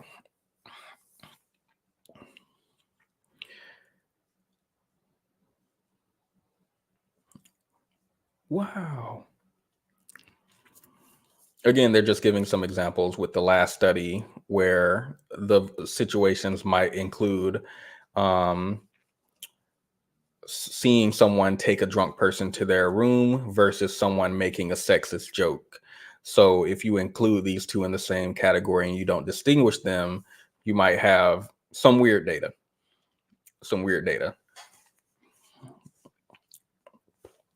Welcome, Miri Sparkles.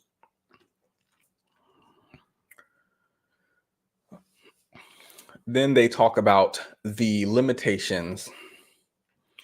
Interesting. The limitations to this study should be considered when interpreting the result. First, the sample was predominantly white.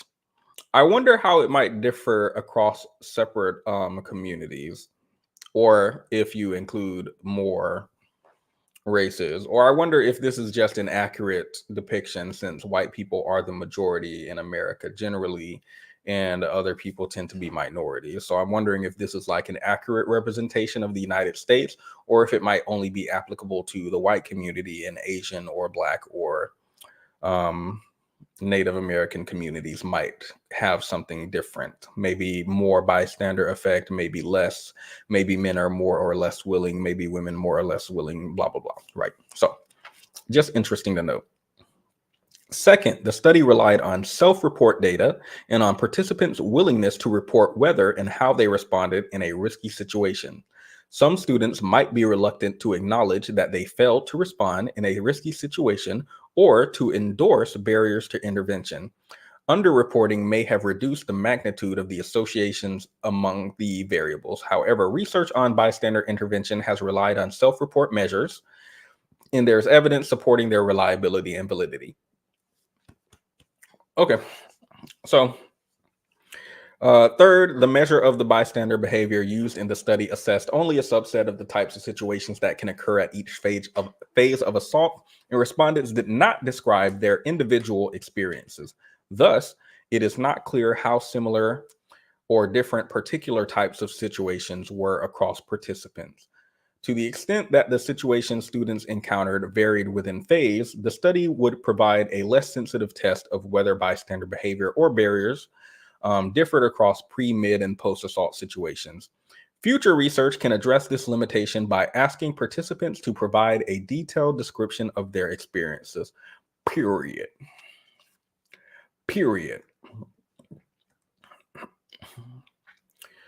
Okay. Let's read the conclusion and then we can pack it up. Yes, Invincible, welcome. We are doing midday live streams. Y'all dragged me in the Discord. How dare you do a 30-minute live stream? Who do you think you are? I have a full days of work and I only have 30 minutes of content. I need 8 hours. I have an 8-hour shift and I listen to it on 1.5. So it's really only 6 hours. So you got to record like 10 hours so that it'll be. I had all kinds of nasty messages for my 30-minute live stream that I did. So we're just going to have to give y'all something for the entire day.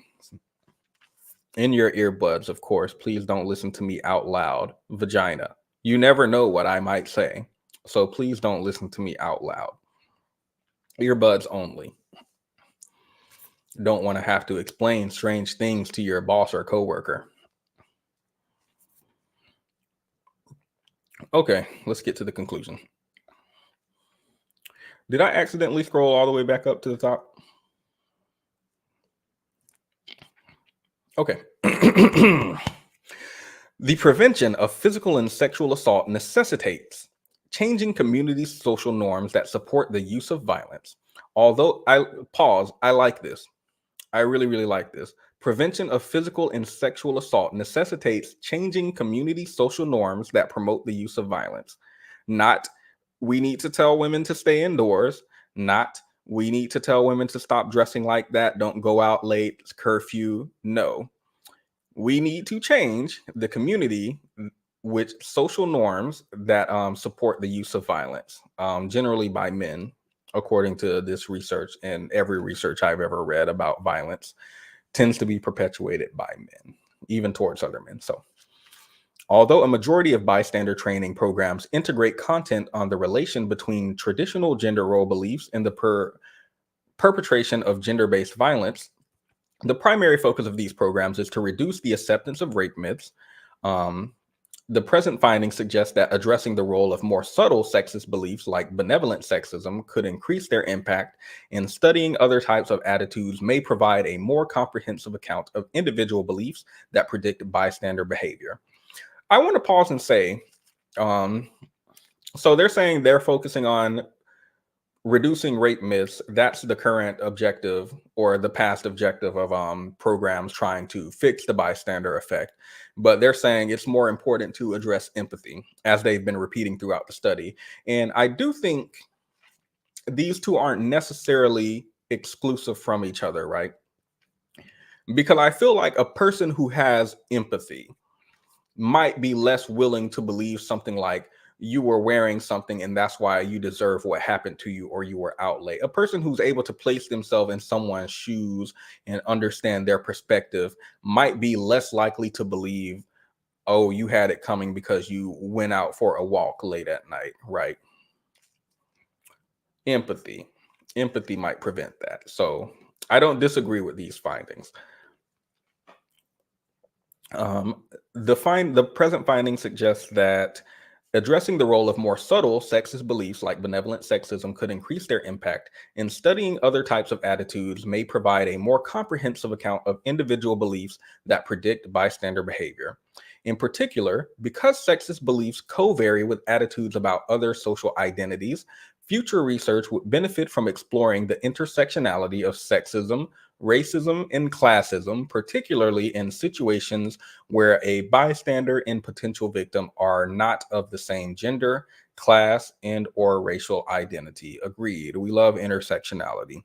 Furthermore, it would be worthwhile to investigate how these attitudes may be related to empathy towards victims. For example, sexist or racist attitudes may reduce bystanders' empathy toward potential victims, which in turn may directly affect their behavior. I agree, as we saw in this article, sexism reduces people's likelihood to, I believe sexism correlates with someone being less likely to intervene, have empathy, etc. So In addition to investigating other attitudes that might influence bystander behavior, it is important to examine how contextual factors affect intervention. For example, campus norms about sexual coercion, consent, and students' responsibility to protect their fellow students may shape the extent to which bystanders are willing to intervene in risky situations. Similarly, perceptions of the university's commitment to preventing sexual assault and supporting victims have been shown to moderate the effects of bystander training programs on intervention behavior and may serve to encourage or discourage responsive bystander behavior. So what they're saying is that racist white lady who made that post that said Beyonce isn't country because all black people did in the country was be on the plantation, and her school came out and they didn't reprimand her, discipline, or anything like that.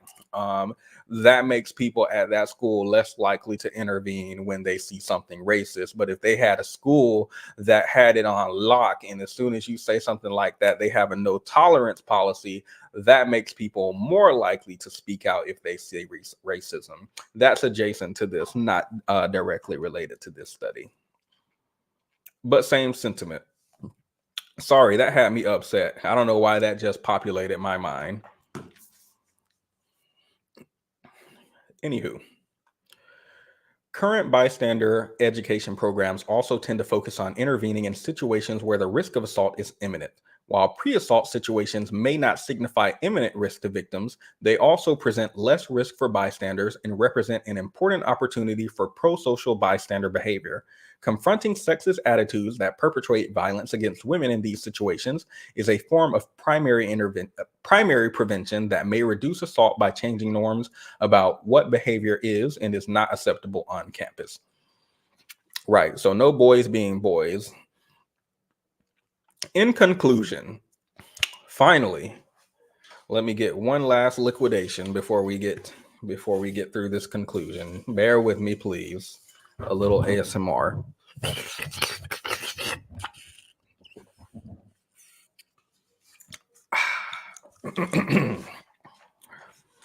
Be sure to leave a like on the video. Also, it helps the algorithm. Your 30-minute video was breadcrumbing your audience, period. The same black man. I work from home. Well, I'm working from home too. YouTube, you're supposed to consider it a job. I consider it a hobby. I just feel like we're chopping it up. But you're supposed to consider it a job. So like I'm actually at work right now, technically. Who messaged? What is the plan? You see, and that's what I'm asking. That's what I'm asking. Who's been in here for the whole stream? Drop a one. Who was here when I said they didn't message me, change my schedule after I didn't change my whole schedule to accommodate the schedule that they wanted, and then they came back and said, "Oh, we actually don't need you. No, thank you. We only need you one day." And now I got to call the people who I canceled with, and they canceled their stuff for this schedule that I canceled with them, and they put, okay, one. So y'all were there, and now they talk about, so what's the plan? Are you going to be there all week or not? Well, I feel like you need to have the plan. You have to have the plan. It's you. You are you have to make the plan. What are you talking about? Have you? All right, let me see. I have a dishwasher over here. Maybe you guys can hear it beeping sometimes. Who is blowing my phone up? I have to get into the habit of not ignoring when people are blowing my phone up. Ooh. My friend wants to make a video. She said there are people who are upset about child support, and she said we should make a video. 300 bad reviews of fathers upset they have to pay child support.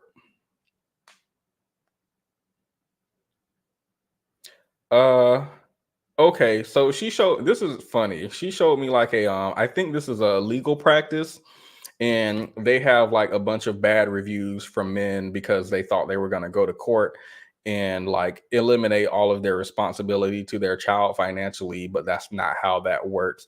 And so they left bad reviews on the lawyer's Google page.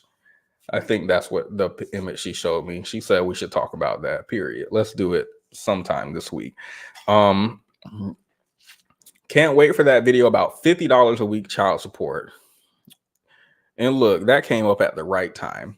But my point is, I have a dishwasher over here. The dishwasher is broken, kind of. I feel like it beeps for some reason randomly throughout the day. It just beeps and turns on, then turns off. I don't open it. I don't touch it or anything like that. It just turns on and turns off. Let's say I call maintenance and I'm like, hey, the dishwasher is broken. Can you guys fix it? And they look at me like, okay, what's the plan? You are the dishwasher maintenance person. You tell me what the plan, or you don't even have to tell me. You can just do it because that's you. That's like your expertise. What do you mean? What's the plan? We're gonna open it up and take out the fuse and replace it and make sure the circuit board. What do you want me to? What? Huh? What do you mean? What is the plan? And that's basically what these people are texting me. What's the plan? What's the plan for next week? Y'all need to figure it out and tell me. Y'all need to figure it out and tell me. I do have to talk to my lawyer today. Not about child support. In conclusion, this study presents new insights on links between gender-based attitudes and empathy with the bystander behavior in situations students directly experience. In particular, it suggests that subtle forms of sexism, such as benevolent sexism, may play a significant role in whether college students intervene to protect others from sexual or physical assault, and underscore the potential importance of empathy for understanding when students intervene or fail to intervene. These findings highlight the need for bystander education programs to explicitly address gender-based attitudes and to incorporate training specifically aimed at promoting empathy for victims of assault. More generally, they suggest that heightening students' awareness of and concern for gender inequality may promote more pro-social behaviors to reduce barriers to intervention in situations presenting the risk of physical and sexual assault. Bam. Why is my throat perpetually dry? I should probably drink more liquids before I get on here and talk for an hour and 50 minutes. Maybe that's why, because I'm talking and the air is moving through and drying it out for an entire 2 hours. 10 kids and worked at Burger King. $2. I know someone who was behind on $2 a month child support.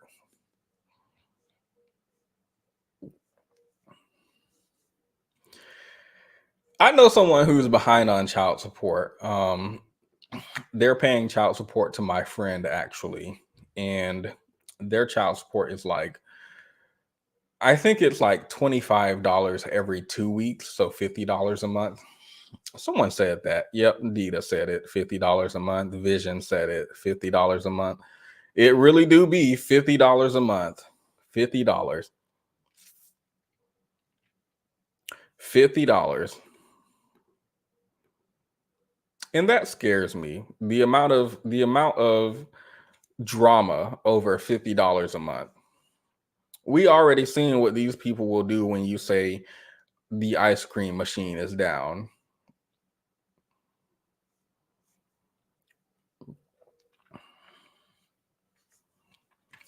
$50. Okay, so to wrap this up, I'm going to look at an excerpt from a separate study that I think was interesting. This study was titled "Masculinity and Bystander Attitudes: Moderating Effects of Masculine Gender Role Stress." I'm just putting that on the screen in case you guys want to go look at it yourselves, because we are not going through the entire thing. Absolutely not. I'm reading an excerpt. Let me scroll down to it. Why is the conclusion all the way up here? Interesting. Interesting. Okay. Maybe we could just read the result. I don't have to read that excerpt. The belief that men must attain, this was about men again with traditional beliefs around manhood and masculinity. The belief that men must attain social status was associated with more confidence in men's ability to intervene. I believe social status, as it was described in this study, was more like I forgot how they measured that. Let me see if I can quickly find it. This is very thick. Not today. Not today. Sorry, guys. The belief that men must attain social status was associated with more confidence in men's ability to intervene. This effect was mediated by greater perceived positive consequences for intervention among men in high, but not low, in masculine gender role stress. The belief that men should be tough and aggressive was associated with greater perceived negative consequences for intervention and less confidence to intervene. The belief that men should not act in stereotypically feminine ways was directly associated with less confidence for intervention. Layman's terms, men who believe that you should be tough and strong actually don't step in when a woman is being hurt.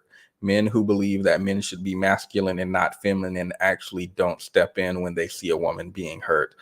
Men who believe that men should attain social status was associated with men intervening or feeling like they should intervene. But the reason why, if I remember, was not because of like an inherent belief that it's just masculine for you to intervene. I think it was because they wanted to impress their friends. Let me see if I can find that excerpt. Oh, this is so thick. Oh, my eyes. Okay. Let's start here. With one exception, findings largely support hypothesis. Results indicate that adherence to the status and toughness norms of traditional masculinity are directly and indirectly associated with bystander effect efficiency via bystander decision making. Specifically, findings suggest that adherence to the status norm is associated with greater perceived positive consequences for intervention. Example, my friends will look up to me and admire me if I intervene, and more confidence in their ability to intervene. These findings suggest that intervening against SA is consistent with men's high status masculine identity, such that having the respect of others gives men the confidence to intervene without concern for negative consequences. Not intervene because this woman's in danger, not intervene because it's the right thing to do, intervening because my friends will look up to me if I do. So a type of societal pressure, right? Because it doesn't come within, unfortunately, from within. Let's see. Conversely, findings suggest that adherence to the toughness norm is associated with greater perceived negative consequences for intervention. For example, intervening might cost me friendships. Thus, men who equate manhood with acting tough are less confident in their ability to intervene. Interesting. Yes, intervening for the homies, for all the homosexuals out there. Yes, intervening for the homies. Let's continue. These findings are in line with pertinent research that suggests negative consequences, such as appearing weak in front of male peers, are a barrier to intervention for SA. So men who believe that men should be tough and all this stuff, we're also worried about being unable to fight off the assaulter and thus being ridiculed by their friends or seen as weak because they got beat up by another man. That was interesting. It feels like damned if you do, damned if you don't. If you're a modern man, women can protect themselves. We're all equal. If you're a traditional man, I'm not going to step in because I might get beat up and that would make me look less strong. If you're a benevolent sexist man, well, I'm not going to step in. She probably deserved it. Like, damned if you do, damned if you don't. Results also demonstrated that adherence to anti-feminine norm is directly associated with less confidence for intervention.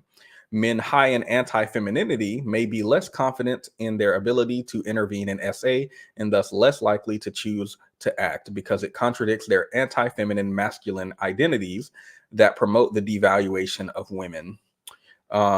Contrary to hypothesis, bystander decision-making did not mediate the effect of anti-femininity on bystander efficiency.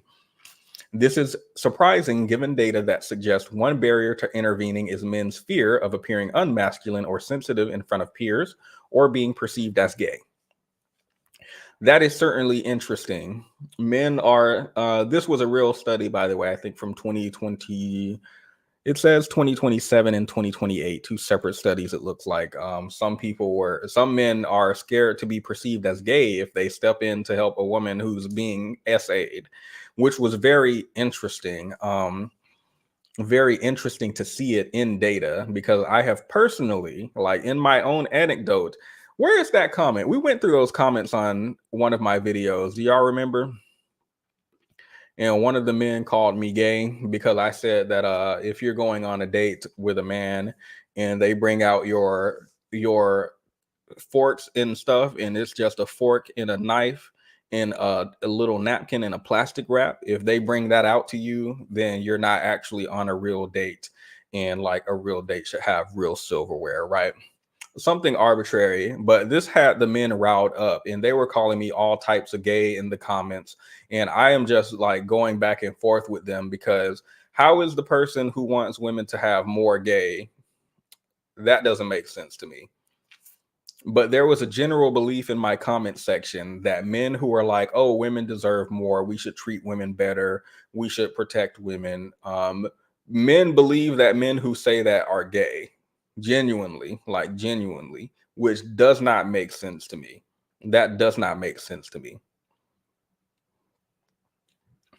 Like, I would, if you said pick me, I would understand your thought process. I would understand, but gay, that's interesting.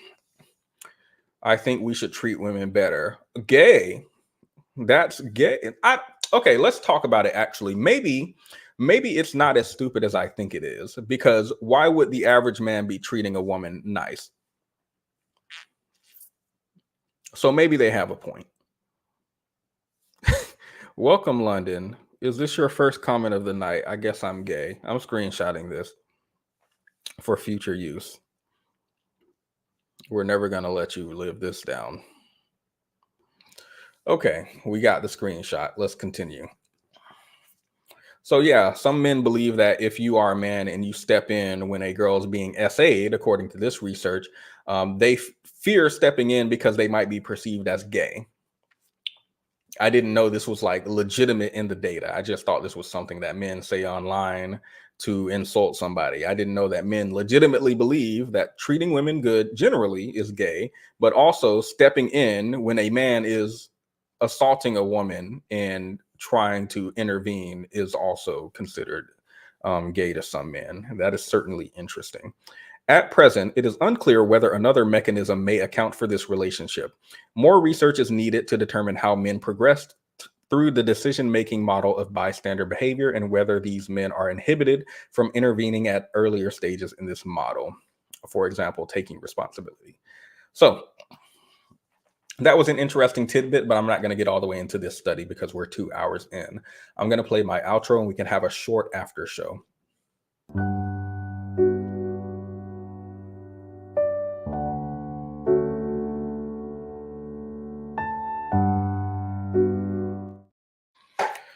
I can't believe they gave that gorilla depression.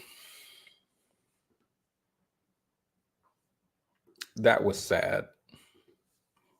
Even if it's The Onion. Okay, let me see what's going on. Let's get a meme. Let's get a meme or two so we can Oh, actually, I forgot I saw this foolishness. I completely forgot I saw this foolishness. Let's look at it. It says the baby's more mature than the father. Is this entertaining to y'all? Let me know if this is entertaining to y'all, actually.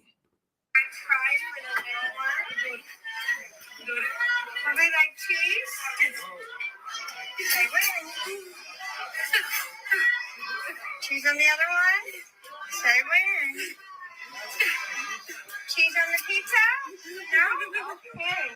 It's the fact that even the baby, like the child in the carriage or whatever the carrier is she's laying in, is better behaved.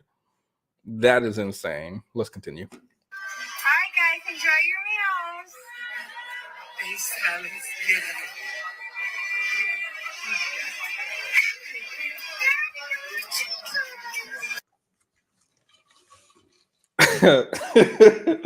Okay, that face.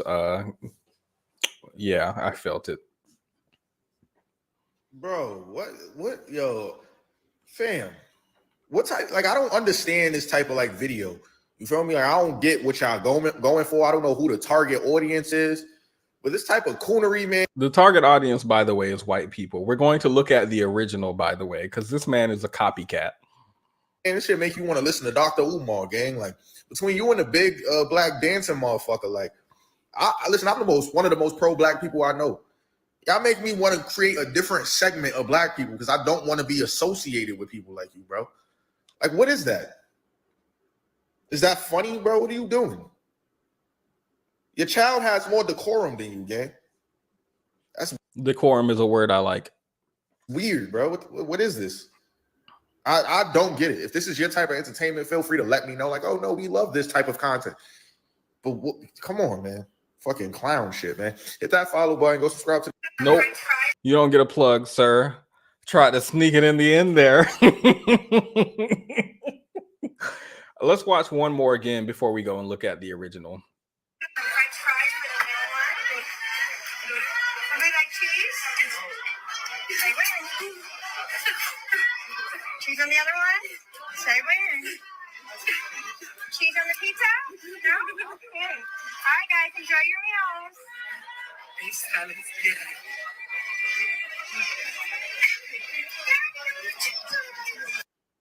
And the way the daughter just looking at him like, what is my dad doing? What is he doing? What are you? Did you see that side? Hold up. Bombastic. Let me slow it down. We got to look at that side eye. Look at her side. Tell me if you see it. I know y'all just saw that. I know y'all just saw that little. One more again, please.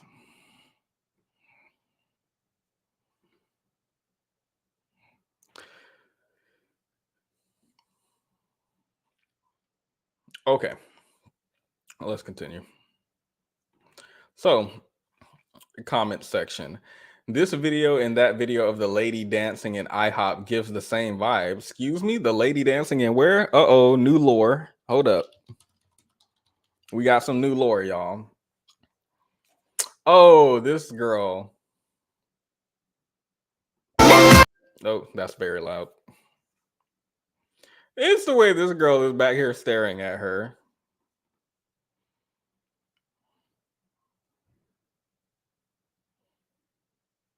She looks so disgusted.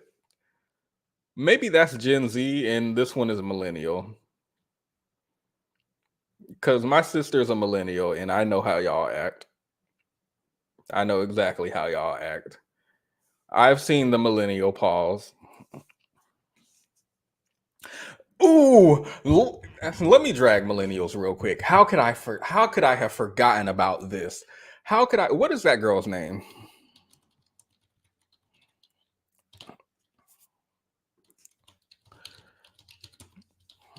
This is I can't remember her name. Her name's like Liza or something. Do y'all know who I'm talking about? I feel like it's Liza G something maybe. I'm looking for. Turn on the light. Is this her? This might be her. Billy, better do a 5-minute timeout now, mister. This is millennial humor. If you understand it, you understand it. But that's not the person I'm looking for. Not Pop the Balloon in the feed. They want me to finish that episode real bad. If I could just find... I'm pretty sure her name is Liza. Liza Koshy. That's it. This woman. Do y'all know this woman? Oh no, that's too bright. This woman. Coming at you aggressively. And welcome back to my YouTube channel. Now today I really feel... This is what I mean when I say millennial humor. This is what I mean when I say millennial humor. Let me see. Did she try stand up? Nope.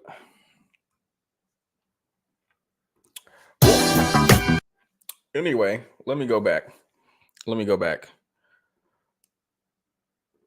So, why did I bring her up? Because we watched this. We watched this lady bouncing, and I said this is millennial humor, and y'all didn't know what I meant, so I had to go and find a millennial humor person so that y'all could understand. This is millennial humor. So, let's go back. My bad. I got distracted. I got distracted on the way there. What we're looking for is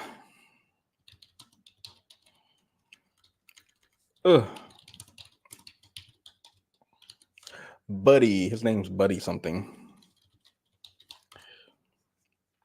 Is it Buddy Eats?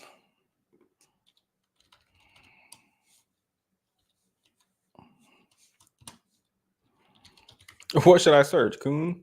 Oh, that's against TikTok guidelines. Let me see. Minstrel.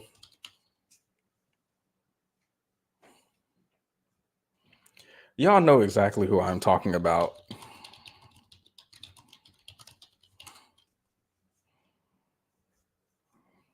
I just can't find it. Now, why is this black man eating up? I'm not about to do this with y'all. Hold up. Why are there so many black men eating watermelons on here? Excuse me. There's a lot of... Oh, here he is. I'm hungry as hell. What the fuck you doing? On the G-folk every time. Okay, let's go to the original. I don't need the commentary. On the G. Unless the commentary is funny. Why can't I find the original guy? There, I found him. Okay, finally. Now we can look at the original. Okay. We gonna take that. Oh, hold up. You were supposed to be surprised. Take that mac and cheese and lemon squeeze. Right. Ooh. Ooh. And this the main ingredient. Amen. Oh my God. Right? Oh my God. Look at the beauty. Like it's immunity. Hold up.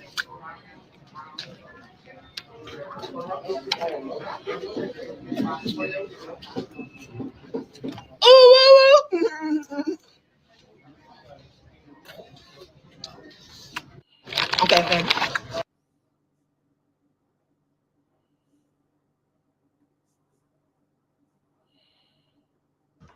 Oh.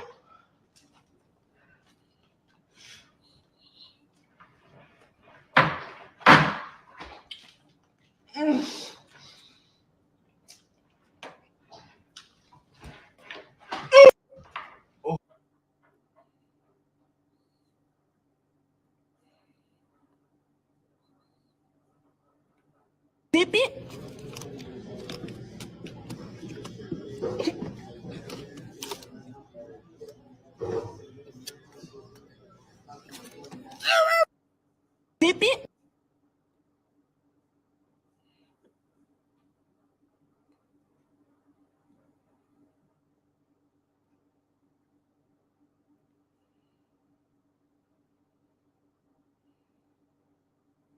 A papa, make chicken, make blicking. Don't be gonna do. Good job. I'm gonna take that chicken.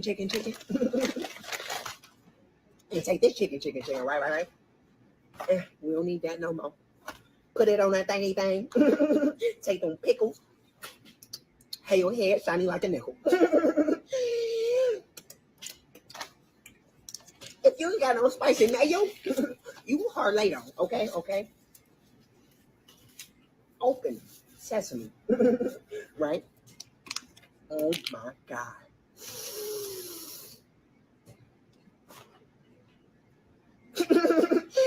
Right. Put that sauce.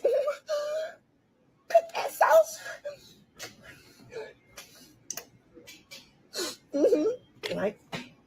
If you ain't got no mac and cheese, lemon squeeze, right? Oh my God. Muy delicioso.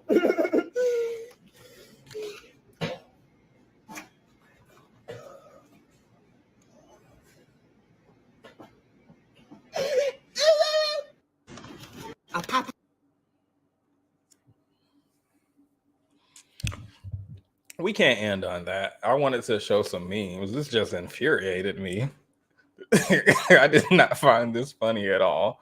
I found this very cringy. I mean, it was funny in the sense that we're all here cringing together, but like, I just wanted to show you guys, like, because he was like, who is this humor for? And I'm like, this ain't even the original, right?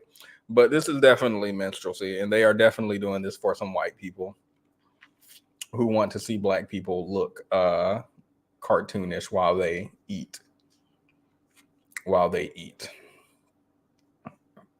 Let's see. HBCU homecoming review from Texas college coach. Okay, we can end on that probably. Our party, we're a smaller HBCU. We're a smaller HBCU, but they're still pretty lit. What's your school? It's Texas College. And why are they still lit? How are they lit? Just can't go into too many details. How was homecoming? Homecoming was wonderful. So we have our homecoming is at our football games. We have a football program to be a small HBCU. So all the alums come in town and they throw all these big parties the night before and tailgate on the day of the game. And we just get all excited for the game. Thank you so much. All right.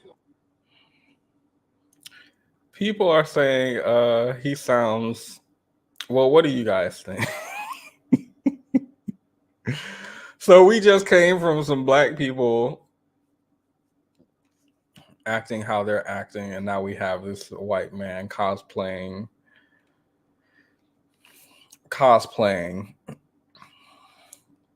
I don't believe y'all are following me on TikTok. I think y'all lied.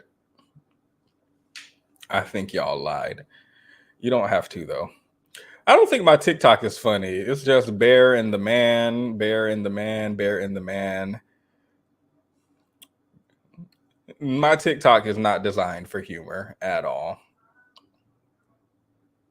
All right, my neighbor started singing, so hold up. Am I the a-hole for divorcing my husband after his mother called me the N-word? No, thank you. Not right now. Let's see if Instagram fares better. Maybe Instagram will fare better. I just need one meme. To get us out of here. Just one meme. Oh no, I don't have any new memes on TikTok. Oh no. All I have is food. All I have is this delicious food that I keep saving that I'm never going to go to actually eat, but I keep saving all of these locations in New York. Oh no, I don't have memes for you guys today. How embarrassing. Well, no one clicked the link to come up and contribute. I meant to put the link earlier in the video because I was addressing the comment that was critiquing just the back-to-back trauma. And I did, of course, want you guys to let your voice be heard if you wanted it to be heard or if you had critique earlier in the video, but I forgot to put the link. And then, of course, if you had anything to say on any part of the video. Yes, I'm in New York. Yes, I have already done a meetup. Y'all missed the subscriber meetup because y'all aren't members. So y'all didn't know. No, I'm just playing. I'm just playing. Oh, what a pretty dress. That's so, it's so extra. I love it. I don't like the color, but I mean, the color would look nice on some brown skin, I think. But that's not my favorite color. But it's not for me, so who cares? Who cares? I'm just sliding looking for some memes, and I'm thinking my Instagram page has not been sending me memes lately. It's just chili oxtail pizza. Hold up. Let me read that again. Jerk chicken slice. Generous toppings. The best pizza spot in New York City. Cuts and slices. I need to see that jerk pizza again. That's what I'm looking for. The jerk oxtail. Sweet chili oxtail. What? Excuse me?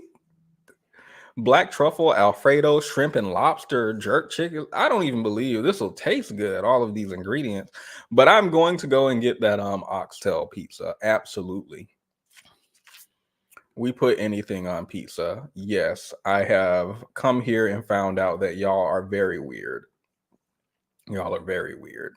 But I'm also coming from like Pizza Hut. So what? Excuse me? Look at this candle. Oh, copyright music.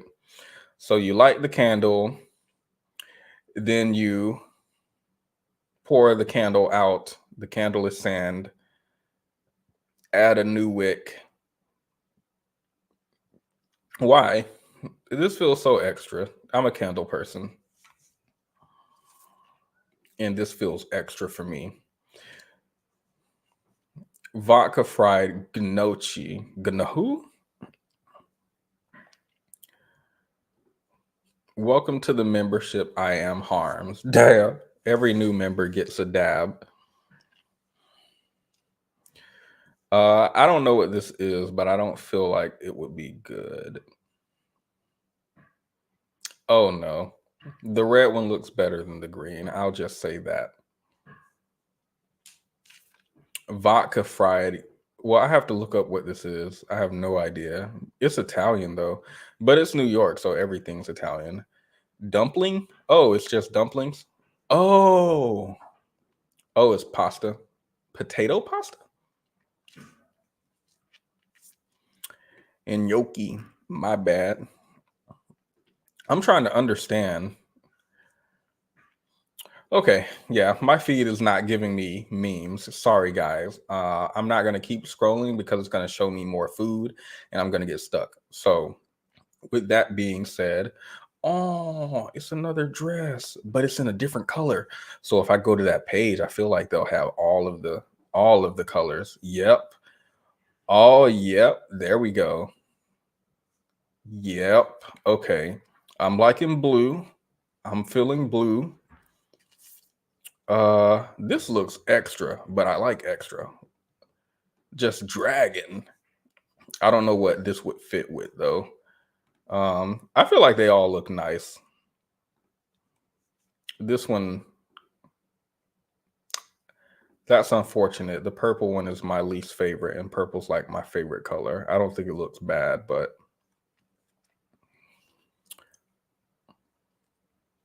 maybe I need to see them modeled. Like, I don't know who is anyone wearing one. Like, nope, they're all on. Okay. Oh, they're all in. Okay, got it. So with that being said, thank you everyone for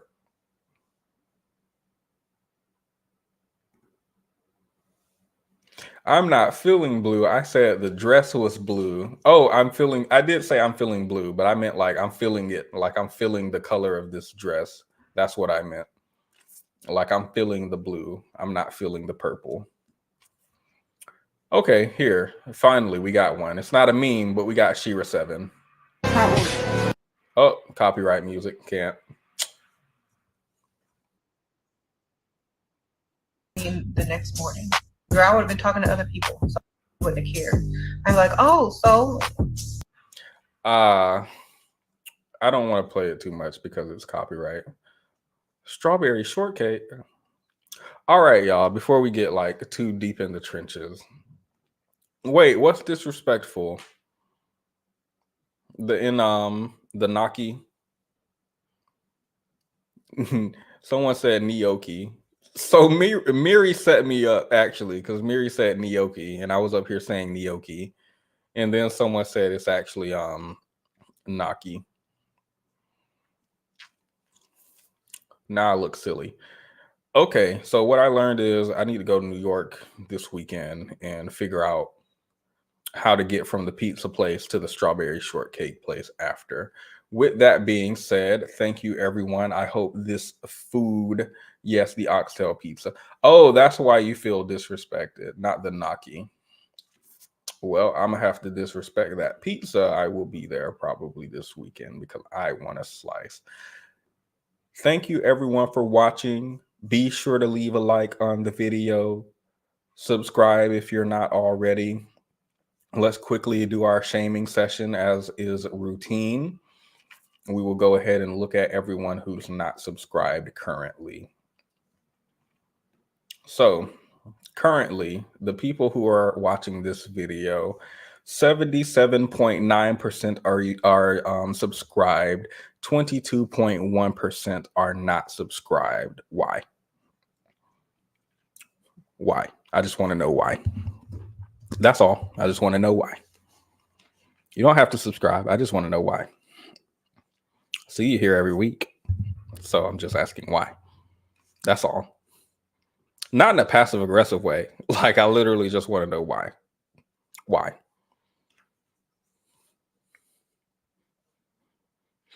Nobody said anything about my hair. Goodbye, everybody. Have a good night. I forgot it's daytime. Have a good day.